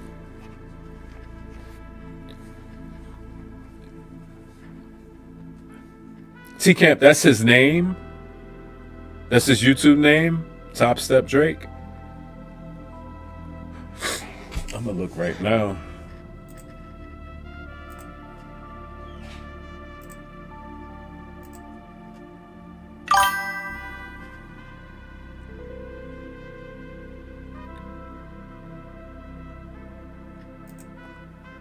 Alright. Let's see if I can find.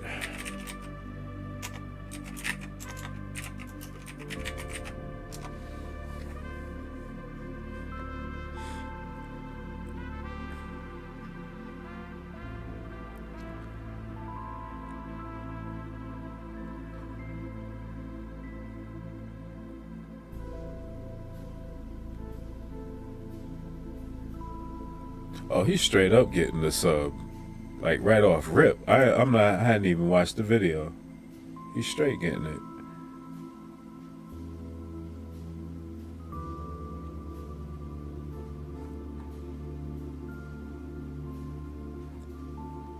All right. Yeah, I'm gonna have to check. I'll check him out later for sure.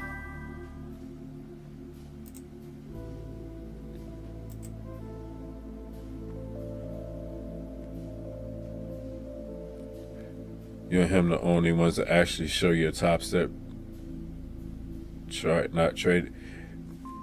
What's that tell you? Now, I finally got smart, and by that what I mean is I had somebody tell me, hey, you know, if you're showing, what did he say? If you're showing your account number, people could hack.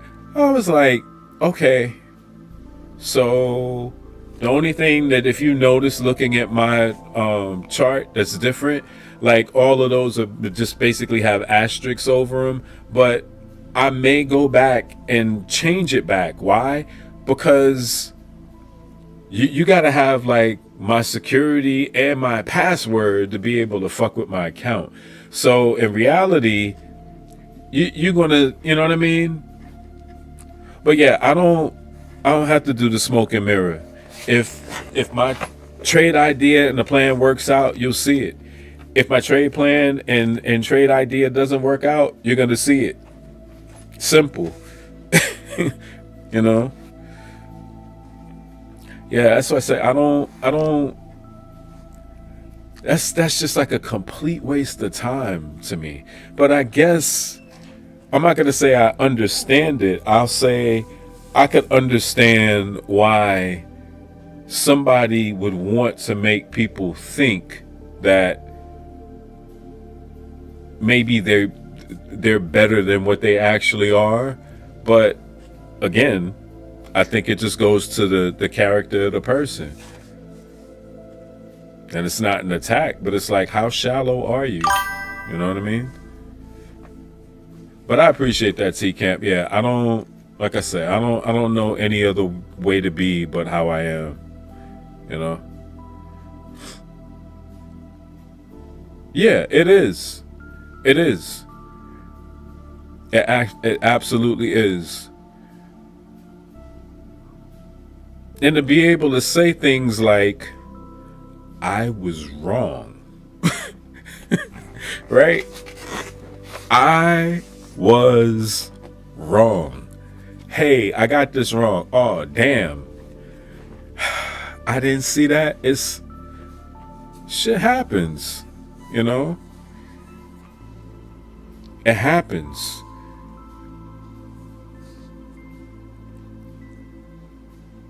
Yeah, it's that's always interesting, but that's why I pick and choose, you know, who I'll watch.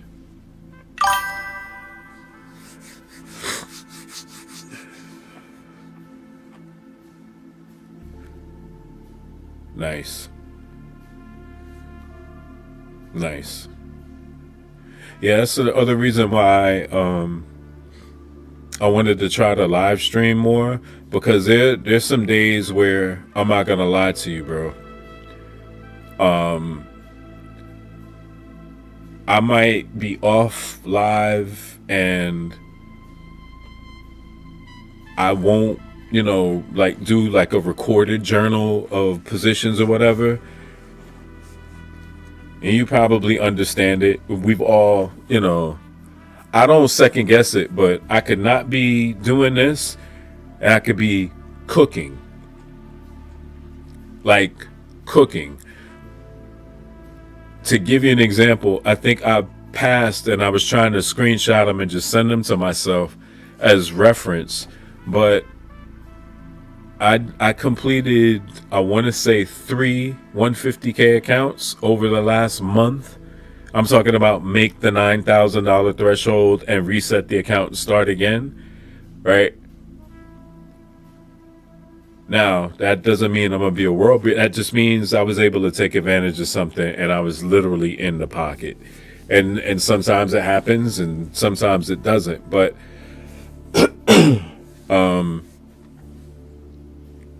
yeah, I don't have a problem being transparent.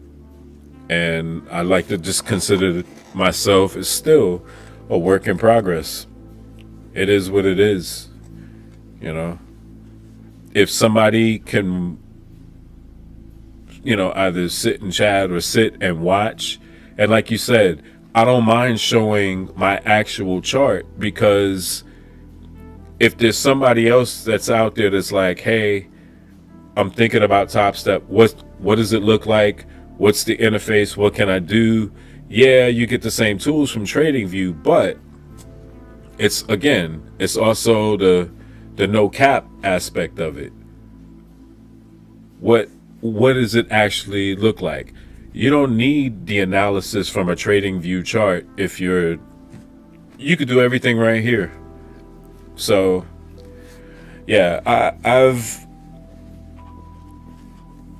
I watch a few people like Motion Capital Trading, Mario, that will pop in from time to time here. He shows his executions on his chart. Now, he trades multiple prop firms, so you might see, you know, he might say something like, hey, I'm up X amount of dollars or I'm down X amount of dollars right now, and you look at what you see in his live stream and you're like, wait a minute, the numbers don't match. But he keeps, I think, like his P&L and stuff up in like the upper left hand corner. So yeah,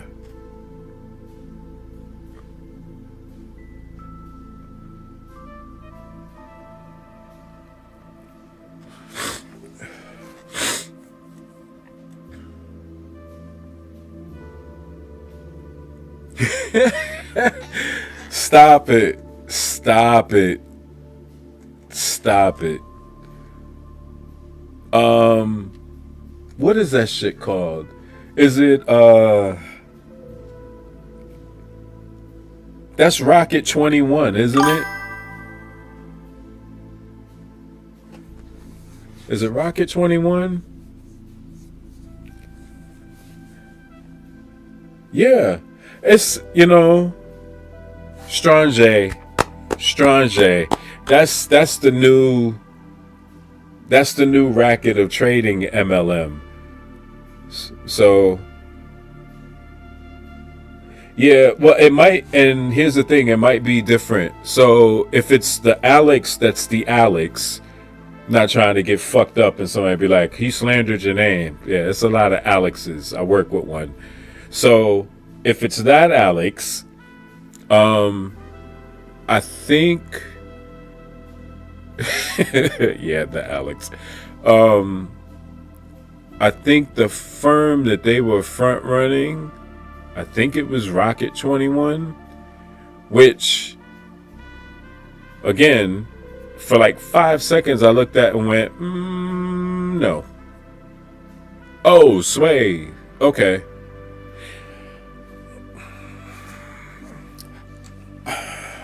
I'm on the fence. But I don't, yeah. That might be the other reason why I have really been in like super shit in my life. I mean, I've been through some shit, but like the only thing I got caught up, I think we were talking about last night, like my Forex funds. Like I got caught in that, but it was kind of after, you know what I mean? They weren't holding like a super big bag of mine. They were holding a little bag, but it was a bag nonetheless. But whenever I see like a group of people or a subset of a community that's like, yeah, you got to get in and you got to get down with them. Nope. I did, even before like the first couple,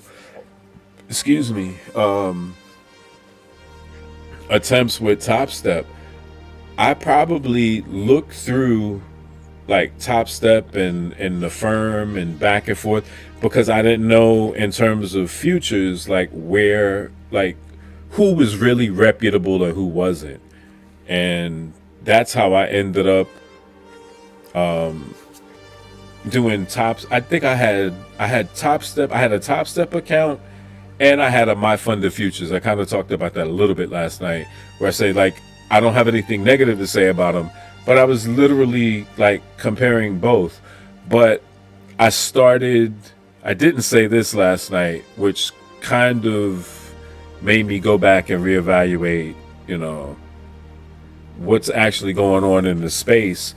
But when I saw quite a few people, and it makes sense, but you see like a lot of people that are live streaming and doing their trades and everything, and everybody's got a discount code and everybody's trying to promote. The more you do that, the more I'm looking at it like, okay, I get the alternate, source of revenue, but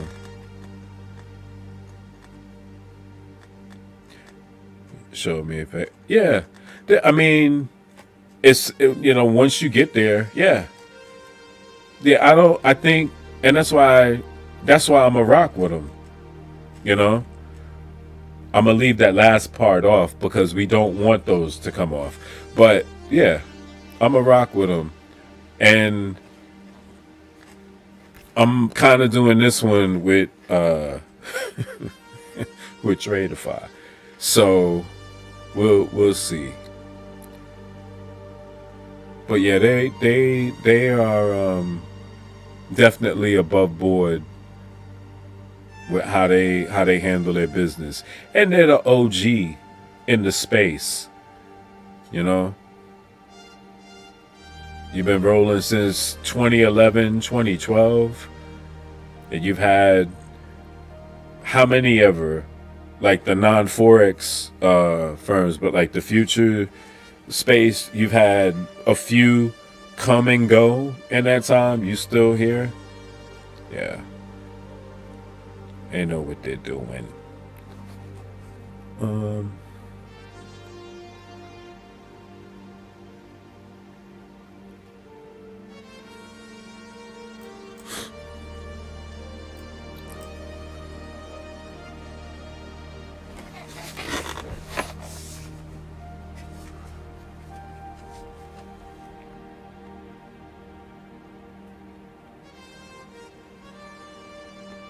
It's just this one.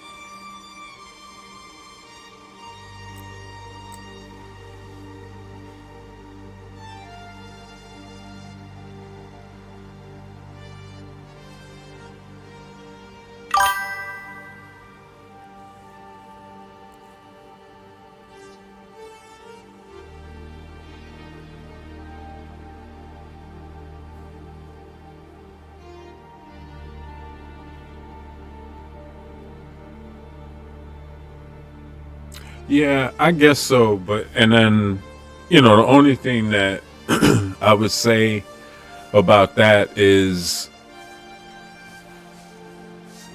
and if they take offense to it, it's a personal problem. I don't give a shit.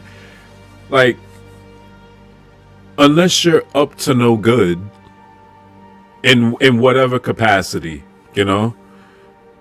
unless you're trying to deceive a group of individuals, what the fuck is the harm? Like I said, what's the harm? You see, an account number, or you see my stop or my take profit, or you see that I'm trading without a stop loss. I'm gambling, right? So what's the harm? What's the harm? If I'm going to do something like that, it goes back to that whole, what's your character? Like, what are you made of? If you trying to be the smoke and mirrors, like, yeah, there's going to be a significant portion of maybe your viewership that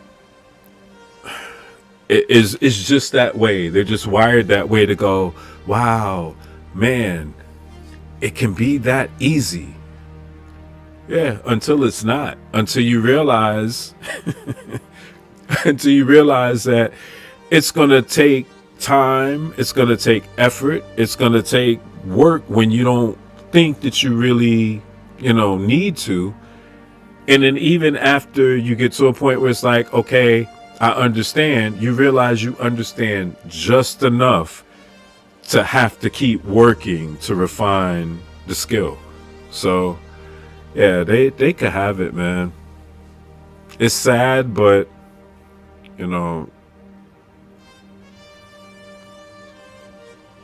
fool the people that actually just want to be fooled. This is just inversed. So you might actually be good for excuse me. You might be good for your buys, but just waiting to see. See, this is just really close. I'm going to do something here. And it's paired, but.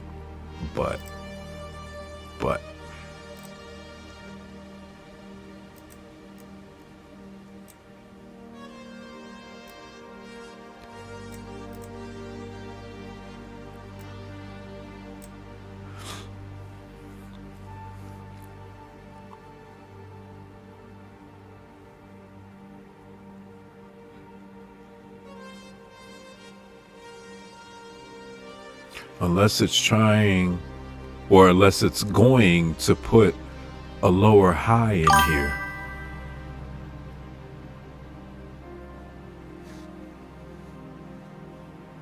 Yeah, could be.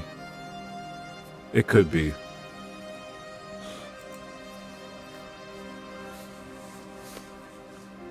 Yeah, like I said, it's just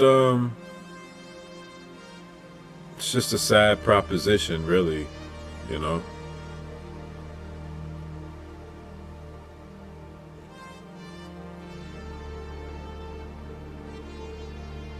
And you would think, I would like to think, I don't know, we've come,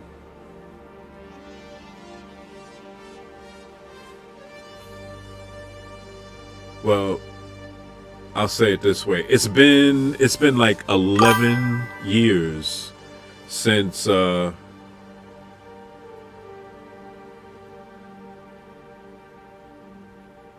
you're talking about me? I should have taken him? Probably.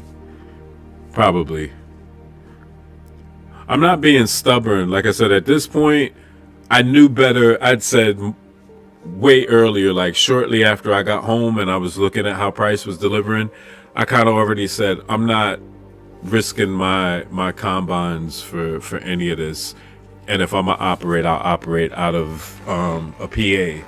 So with that, I'm just I'm in a position where, yeah, I'm just looking to see, okay, if it delivers like this lower high, then we could still potentially see a retracement in shorts. But it does, you know, as you all know, it doesn't have to. It could have accumulated what was going to be required to, you know, have the continuation long. So we'll see.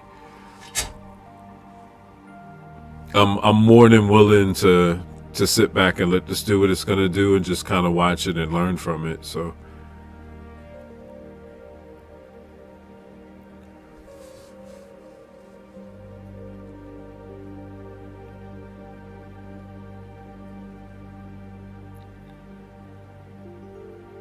let's see.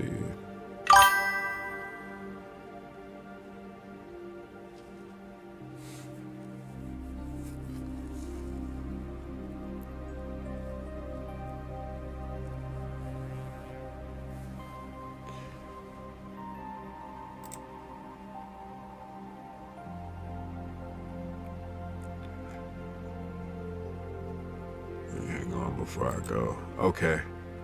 That's the lower high if this stays under. What time is it? Yeah, we're going to 1 o'clock. Let's see. I hear you, T-Camp. I hear you. You're like, take it.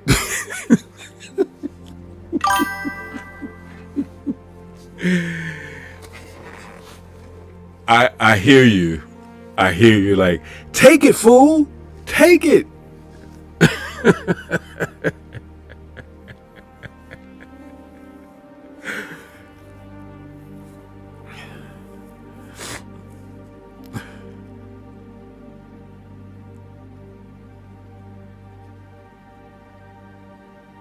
I'm gonna just let it do its thing.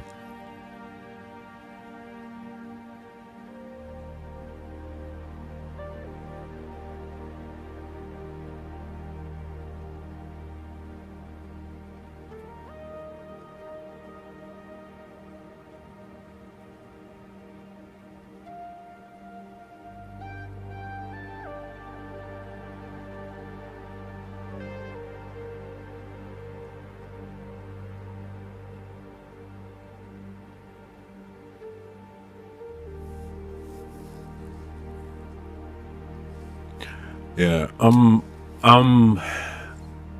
looking to see if this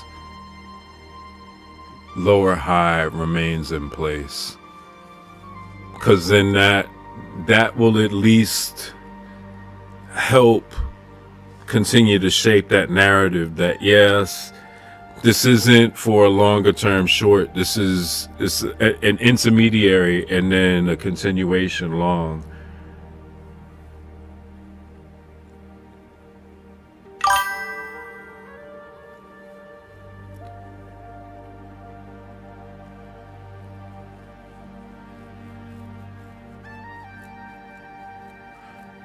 That doesn't sound like a bad idea, actually.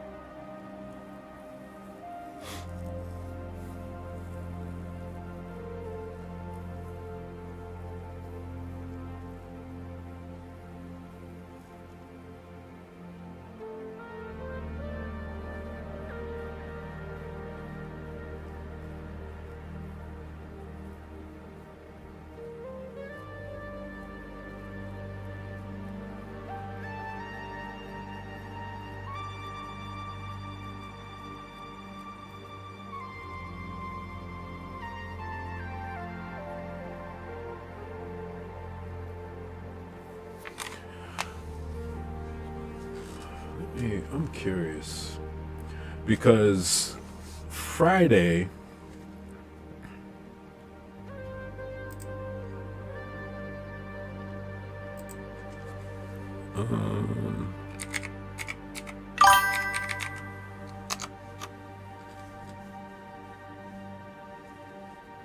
the bottom fell out because somebody opened their mouth.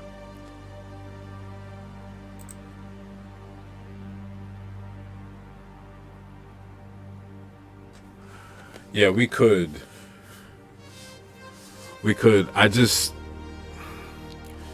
Obviously, I don't know. I just don't think that we've done enough long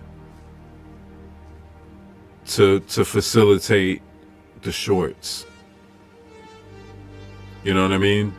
Like there's still a little bit more digging that has to be done long. But yeah, I do. We're in agreement. Like the intermediate is a short. You know, I think the long term is a resumption long, but yeah, I figured something. But here's the problem. Is he supposed to speak today, or was it? I thought it was tomorrow. Oh, wait a minute.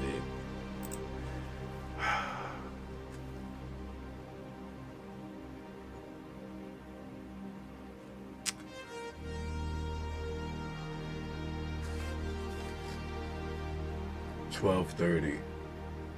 His speech. Yeah, yeah. Good looking out, T-Camp. I forgot, and maybe I presumed. I know that I think two people are speaking tomorrow. I forgot he was speaking today. Yeah, I missed that. Oh, no. He is speaking tomorrow, too. At 11 o'clock.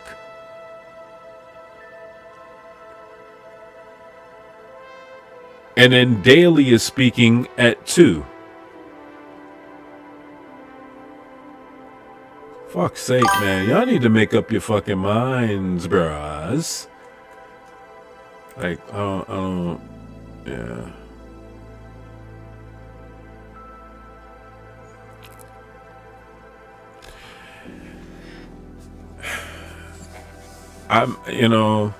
I'm probably going to,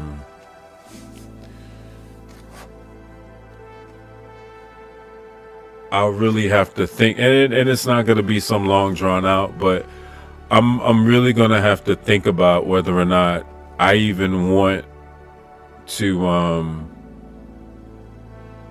trade my combines this week.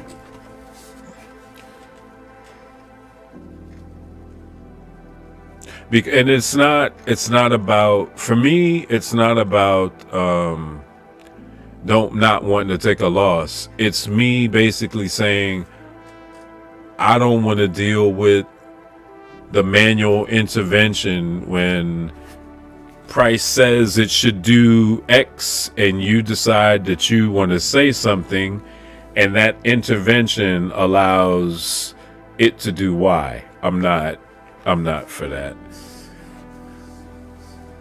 Just not.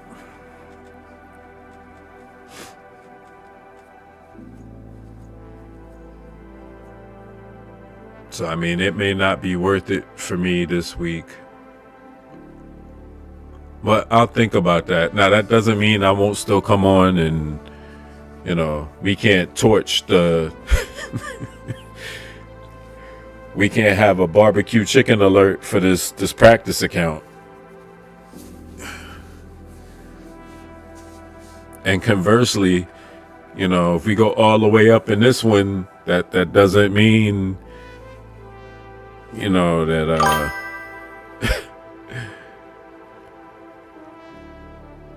yeah, and that's something I'm probably going to look at again tonight. I've been working through like some price action and ranges for London, going into pre-New York.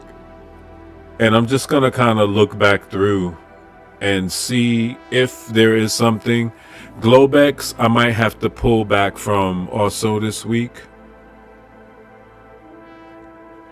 Only because when they're going to start, it's different when they're speaking in the afternoon, right?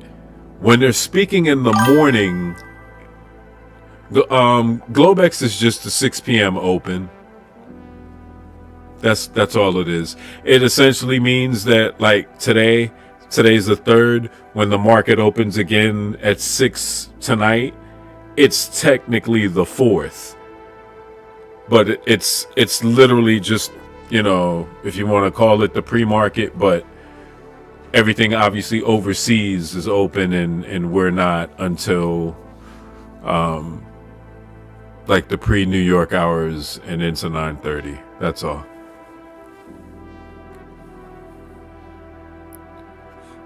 Yeah, that's gonna go back up.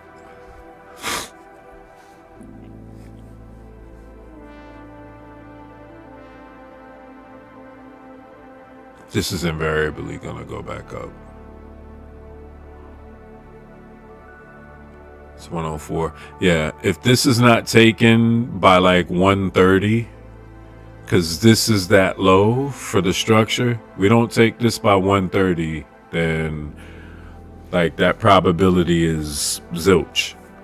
And by virtue of this, yeah, I don't have a lot of faith in this position now. Not really.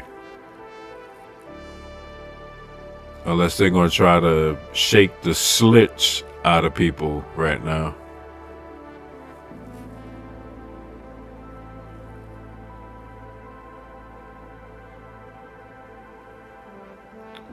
So one,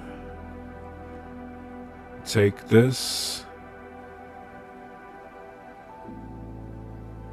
Yeah, come back up and take this, and it doesn't even have to soup it. And maybe that's my out, potentially. If it takes out the 1 p.m. high and it closes back inside and runs the opposing side liquidity for that candle, I can get out. So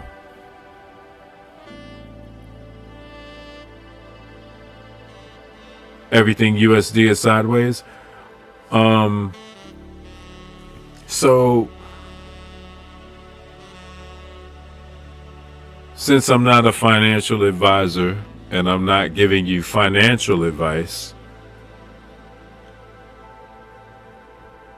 I can only share this experience with you that I thought was going to be in my better judgment in terms of currency pairs. What I've decided was to stay away from the US pairs. If you trade GJ, I would trade any other currency pair that did not have USD in it that was going to give you some level of volatility. So pound yen will I made jokes and a funny about the exotic that I used to love, which was the Canadian dollar excuse me, and the Swiss franc. So traded that as well. That has moments, but currency pairs that are in a constant accumulation, no, I leave well enough alone. I'm just trying to see if we get here. Actually, let's just make it easier.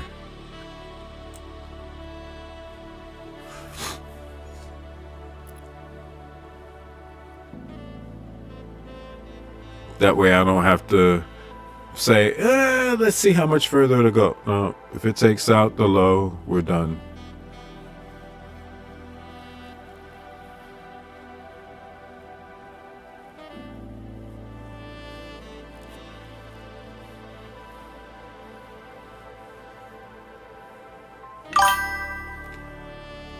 Yeah, a little bit, not a whole lot. I I'll paper trade it on the weekends, honestly. That's about it. I and that's the other reason why I don't I don't trust US currency pairs, for the same reason that I wouldn't really put any money behind crypto. And it's really simple. What is the hard asset that covers that fiat, or that, digital instrument? What is the hard fixed asset? So yeah, I'm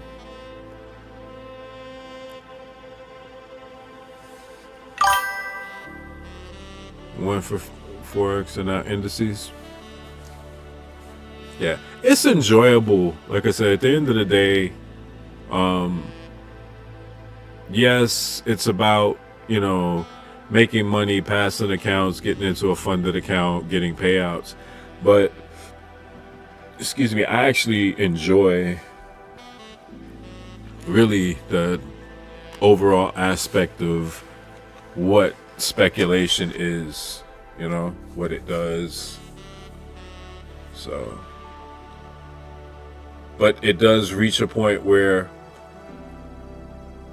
I would look at it and say, okay, so which one of these things would I want to do to try to, earn some money from?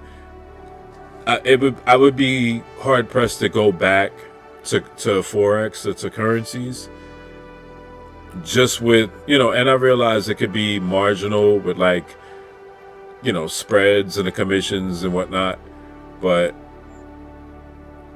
futures to me just has a little bit better setup in terms of those things. And the slippage, while it is real in all markets,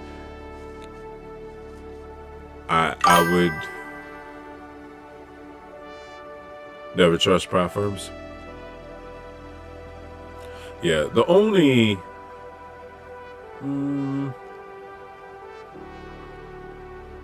I have an Awanda account with live funds in it, and they offered a crypto, I don't know what you want to call it, because it was only currency for a while, but they have an alternate platform where you can trade crypto. But I hardly ever touch that account. Like I said, it's got like a couple $100 in it, nothing crazy.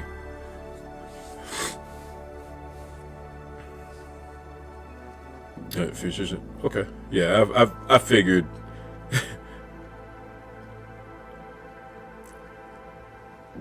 Okay, so, and this is why I drew this out, but it took it forever.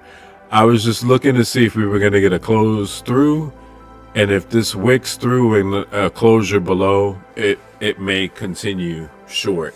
But again, choppy as shit.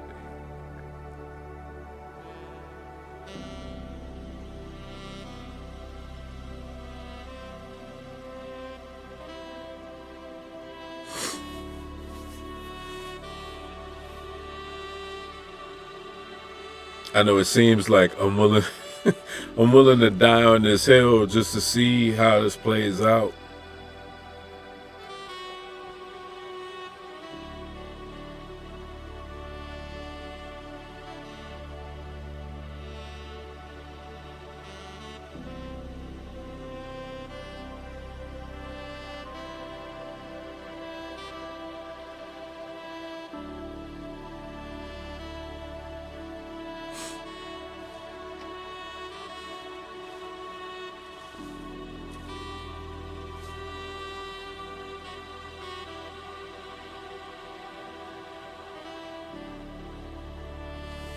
Seems like 130 is never going to get here. I know that's not true. That's just how it feels. either 130 or that TP.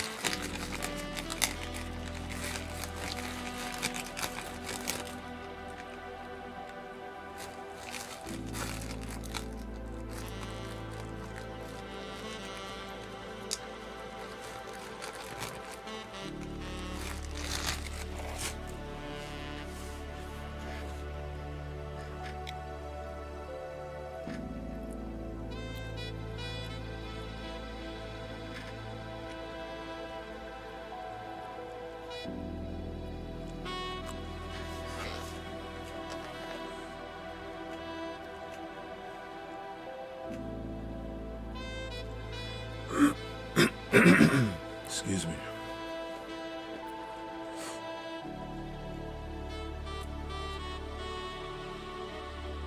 Yeah, if this closes down again, it's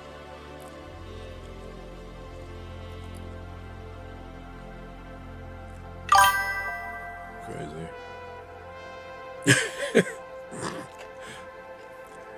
Yeah, it's a whole cockpit. F1 primarily.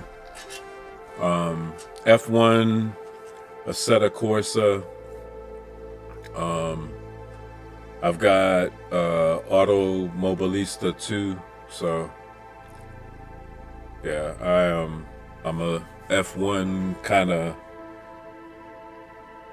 driver. But I was thinking, and I know a lot of people are starting to starting to really get into like iRacing, but yeah. But that's what that is. My cockpit, my direct drive Moza wheel.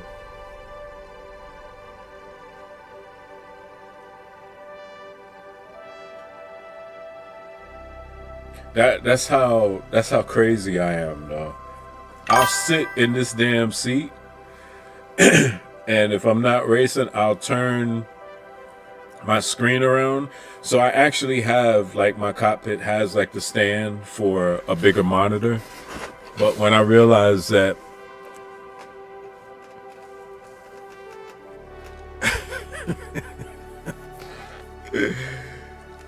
birds of a feather, man. Yeah, I took the monitor bracket and everything off. Thrustmaster. Hey, all good. I started on the Thrustmaster. Started on the it was a belt though. I did the T150 and then went to the T300, and that was when, and I still, this isn't like the bigger Moza. This is just the Moza R5, and I caught this when they first started the bundle, which, looking back on it, wasn't the deal. The deal obviously came after I got it. It was like 300 or something. I bought it for like, I want to say like $5. And then the GT Omega cockpit was, I think, $6. Might have been about 600. But this is actually, holy shit. So February 14th, I think, will be 2 years. Is it 2? Might be 2 years for my cockpit. Actually, 2 years for everything, because I got my cockpit. I'm trying to remember what fucking order they came in. I got the cockpit first, and then I got my wheels. So yeah, it's like 2 years. Yep.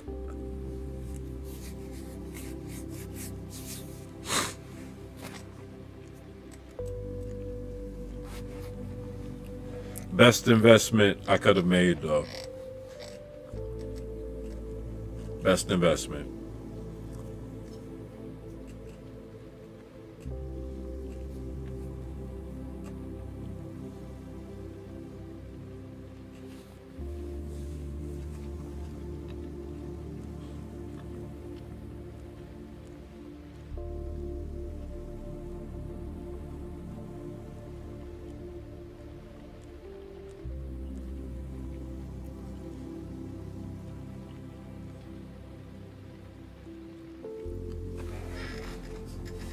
the rule of thumb for this position is that this shouldn't be a position. I mean, I said it, and I guess you could say I said it and then I didn't do it. But when I said, like, once the structure developed, that low needed to be taken before any kind of consideration.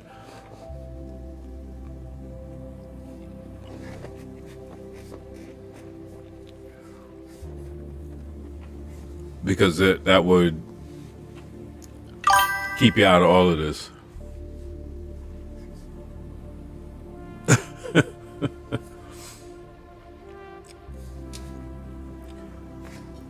Ferrari 458. Okay.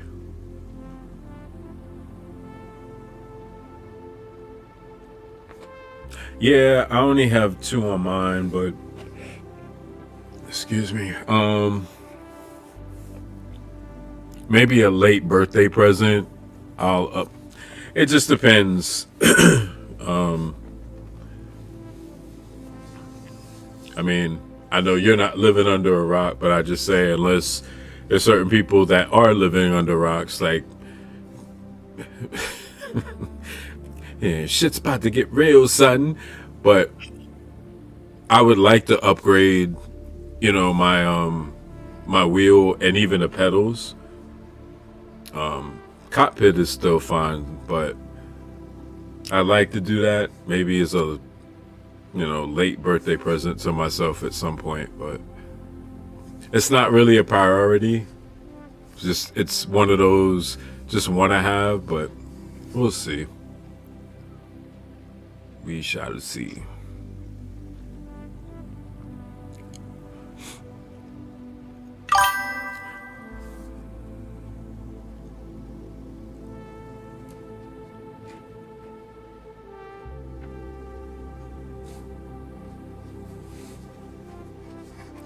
Discord. Okay. Hang on. I'll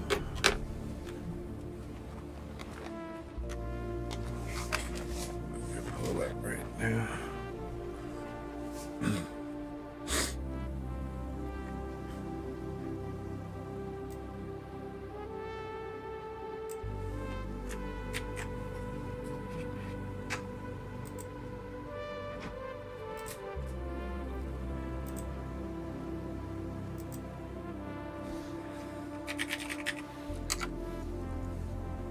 While this is doing its tomfoolery,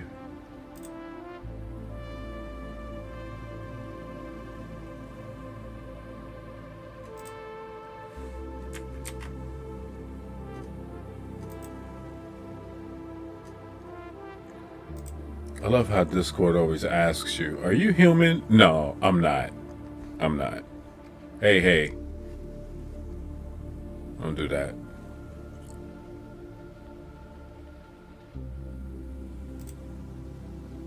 Alright, I just sent you a friend request.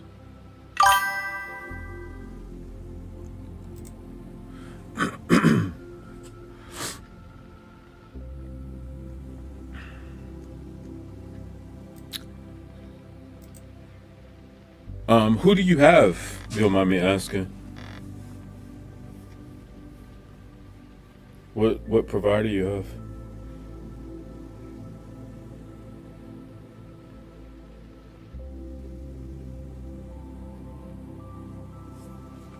Give me 1 second. I'm gonna just mute my mic. Hang on 1 sec.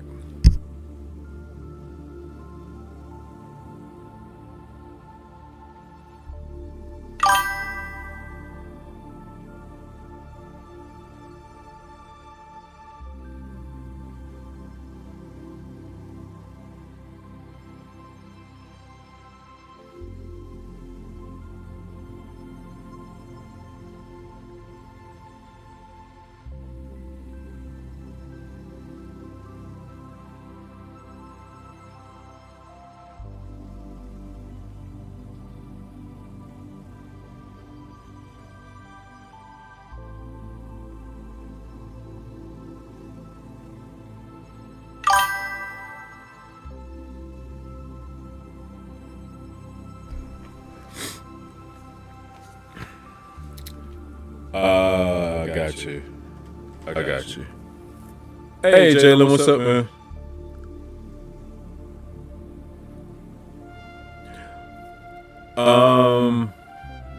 I only do my content. Well, that's not 100% true. So the Discord that I have that's like my own individual Discord. That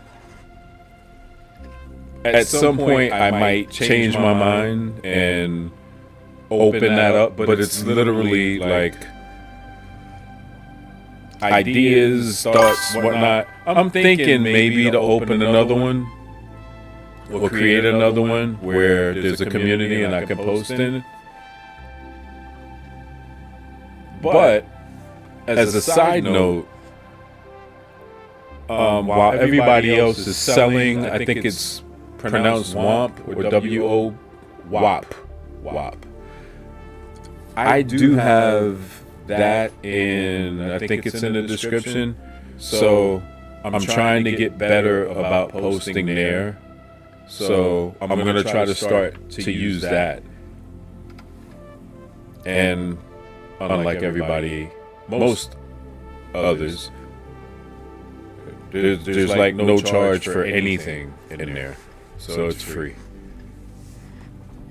I don't actively promote that kind of stuff, but yeah.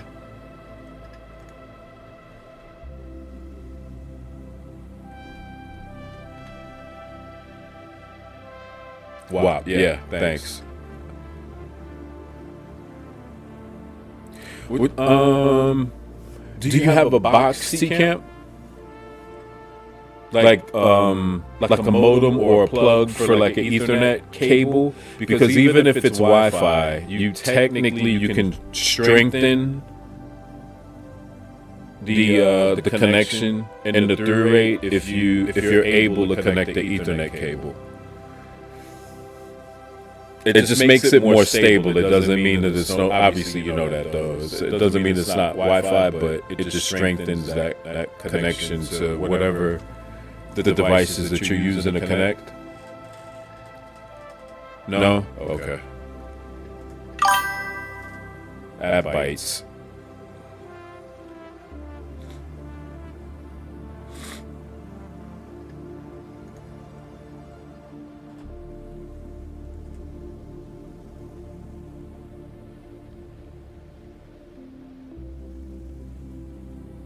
Oh, okay. I got you. How you doing today, Jalen? What's happening?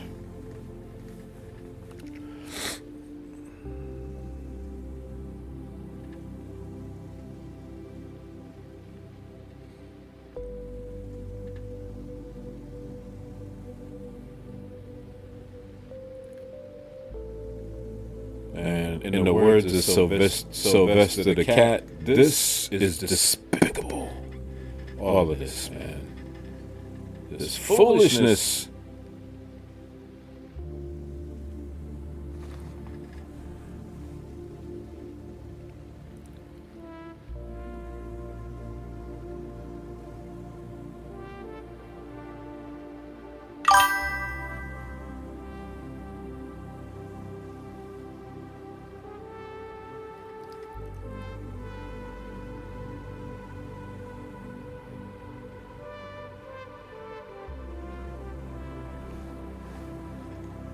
Okay.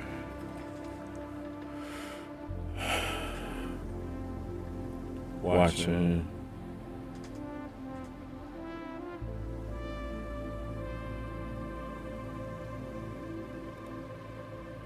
Okay. Well,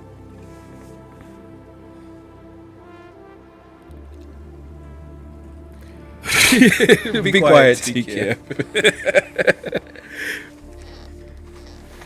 We're not all balling out of control with the big stop losses like you, dog.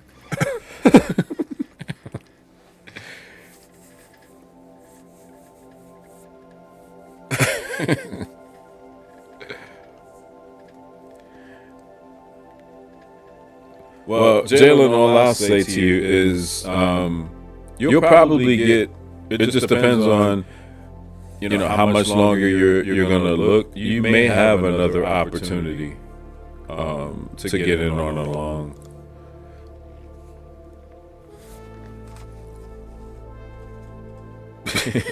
Probably like right now. No, I'm just saying.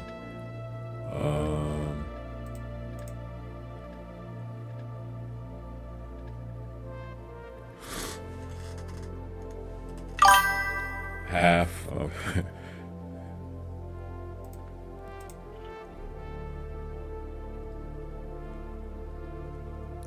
and this, I don't know.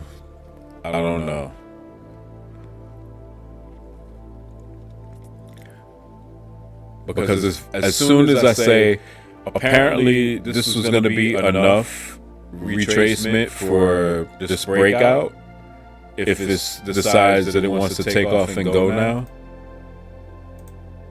that's just a really shallow retracement. And yeah.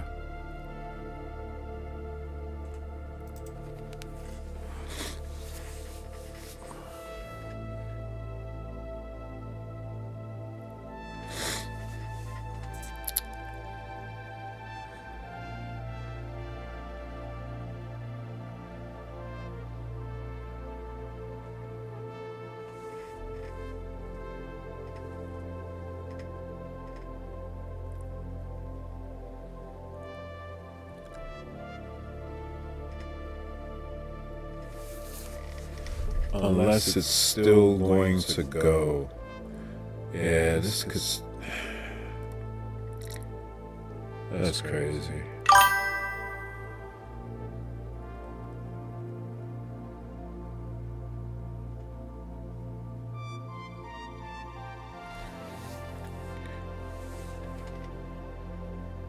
Yeah, I was telling T Camp, like, I might just sideline my combines for the week, honestly.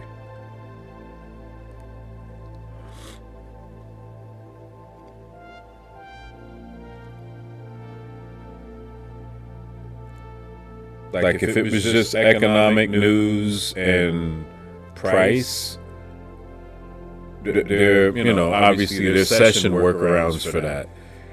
And T Camp made, an interesting observation, which, you could think about, but it's like, hey, just trade, you could trade London.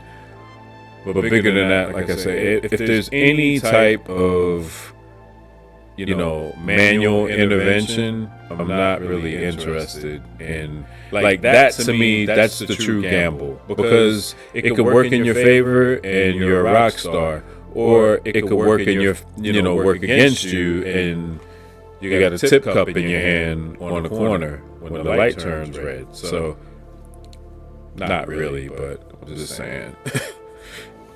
Yeah, not really interested in that.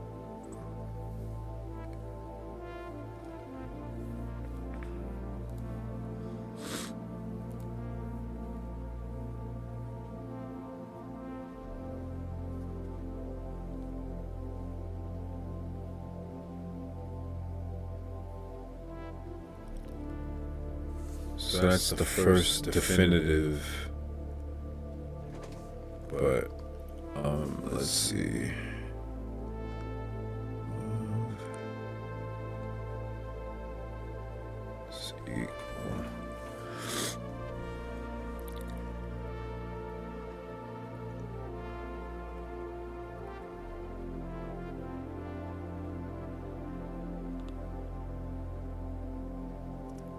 Does it take it out, or does it close inside? Because if this closes inside, this will be the jankiest.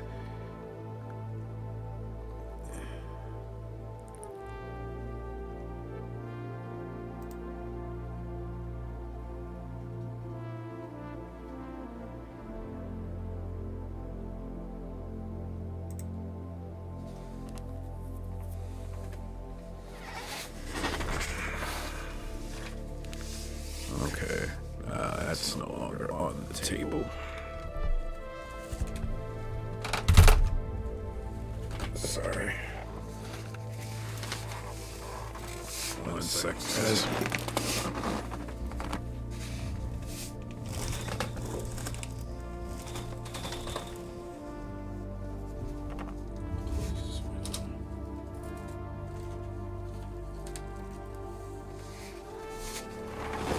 Sorry.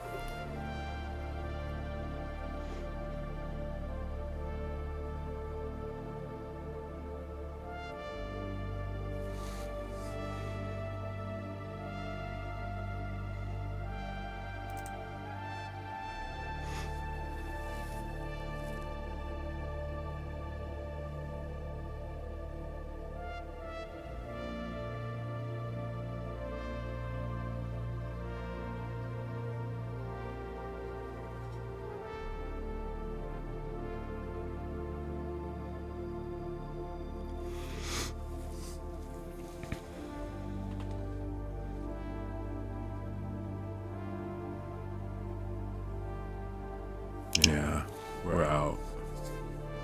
That's just gonna run.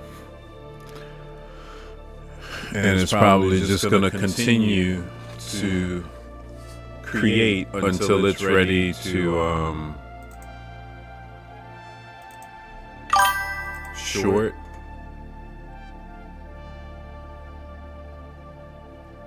Yeah, I just wasn't sure, right? Because it's like I said, I knew I was already on a lower win percentage with the 50% just based on breakout. I know it will happen, and I thought to myself, because we had that massive of a move long, right, from where we were overnight, that when we got here and we started this consolidation, we might have seen a deeper retracement and then maybe a continuation, but shallow it is, I guess.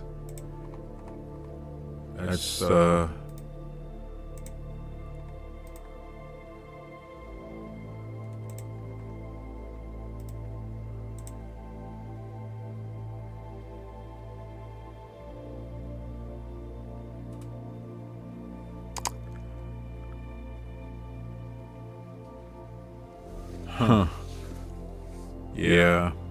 Yeah, we're long.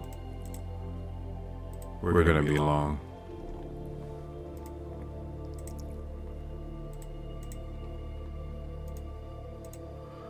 So I'm just gonna, order filled. I'm gonna kill that.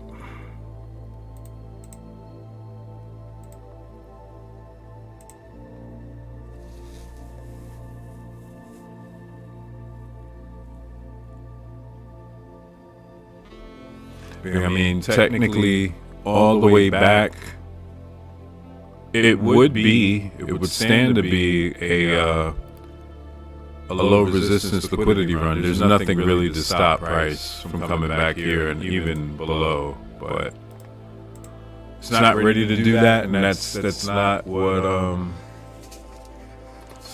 it's interested in right now.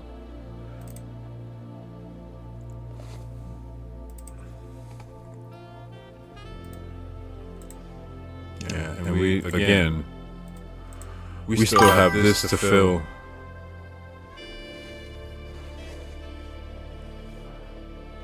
I mean,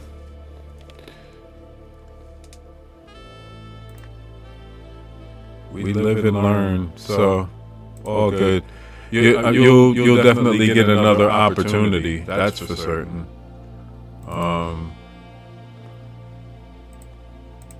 To get back in, because once we get, and whether that's this afternoon or like Asia or even London for that matter, there may be an opportunity once we get back into Friday's PM price action.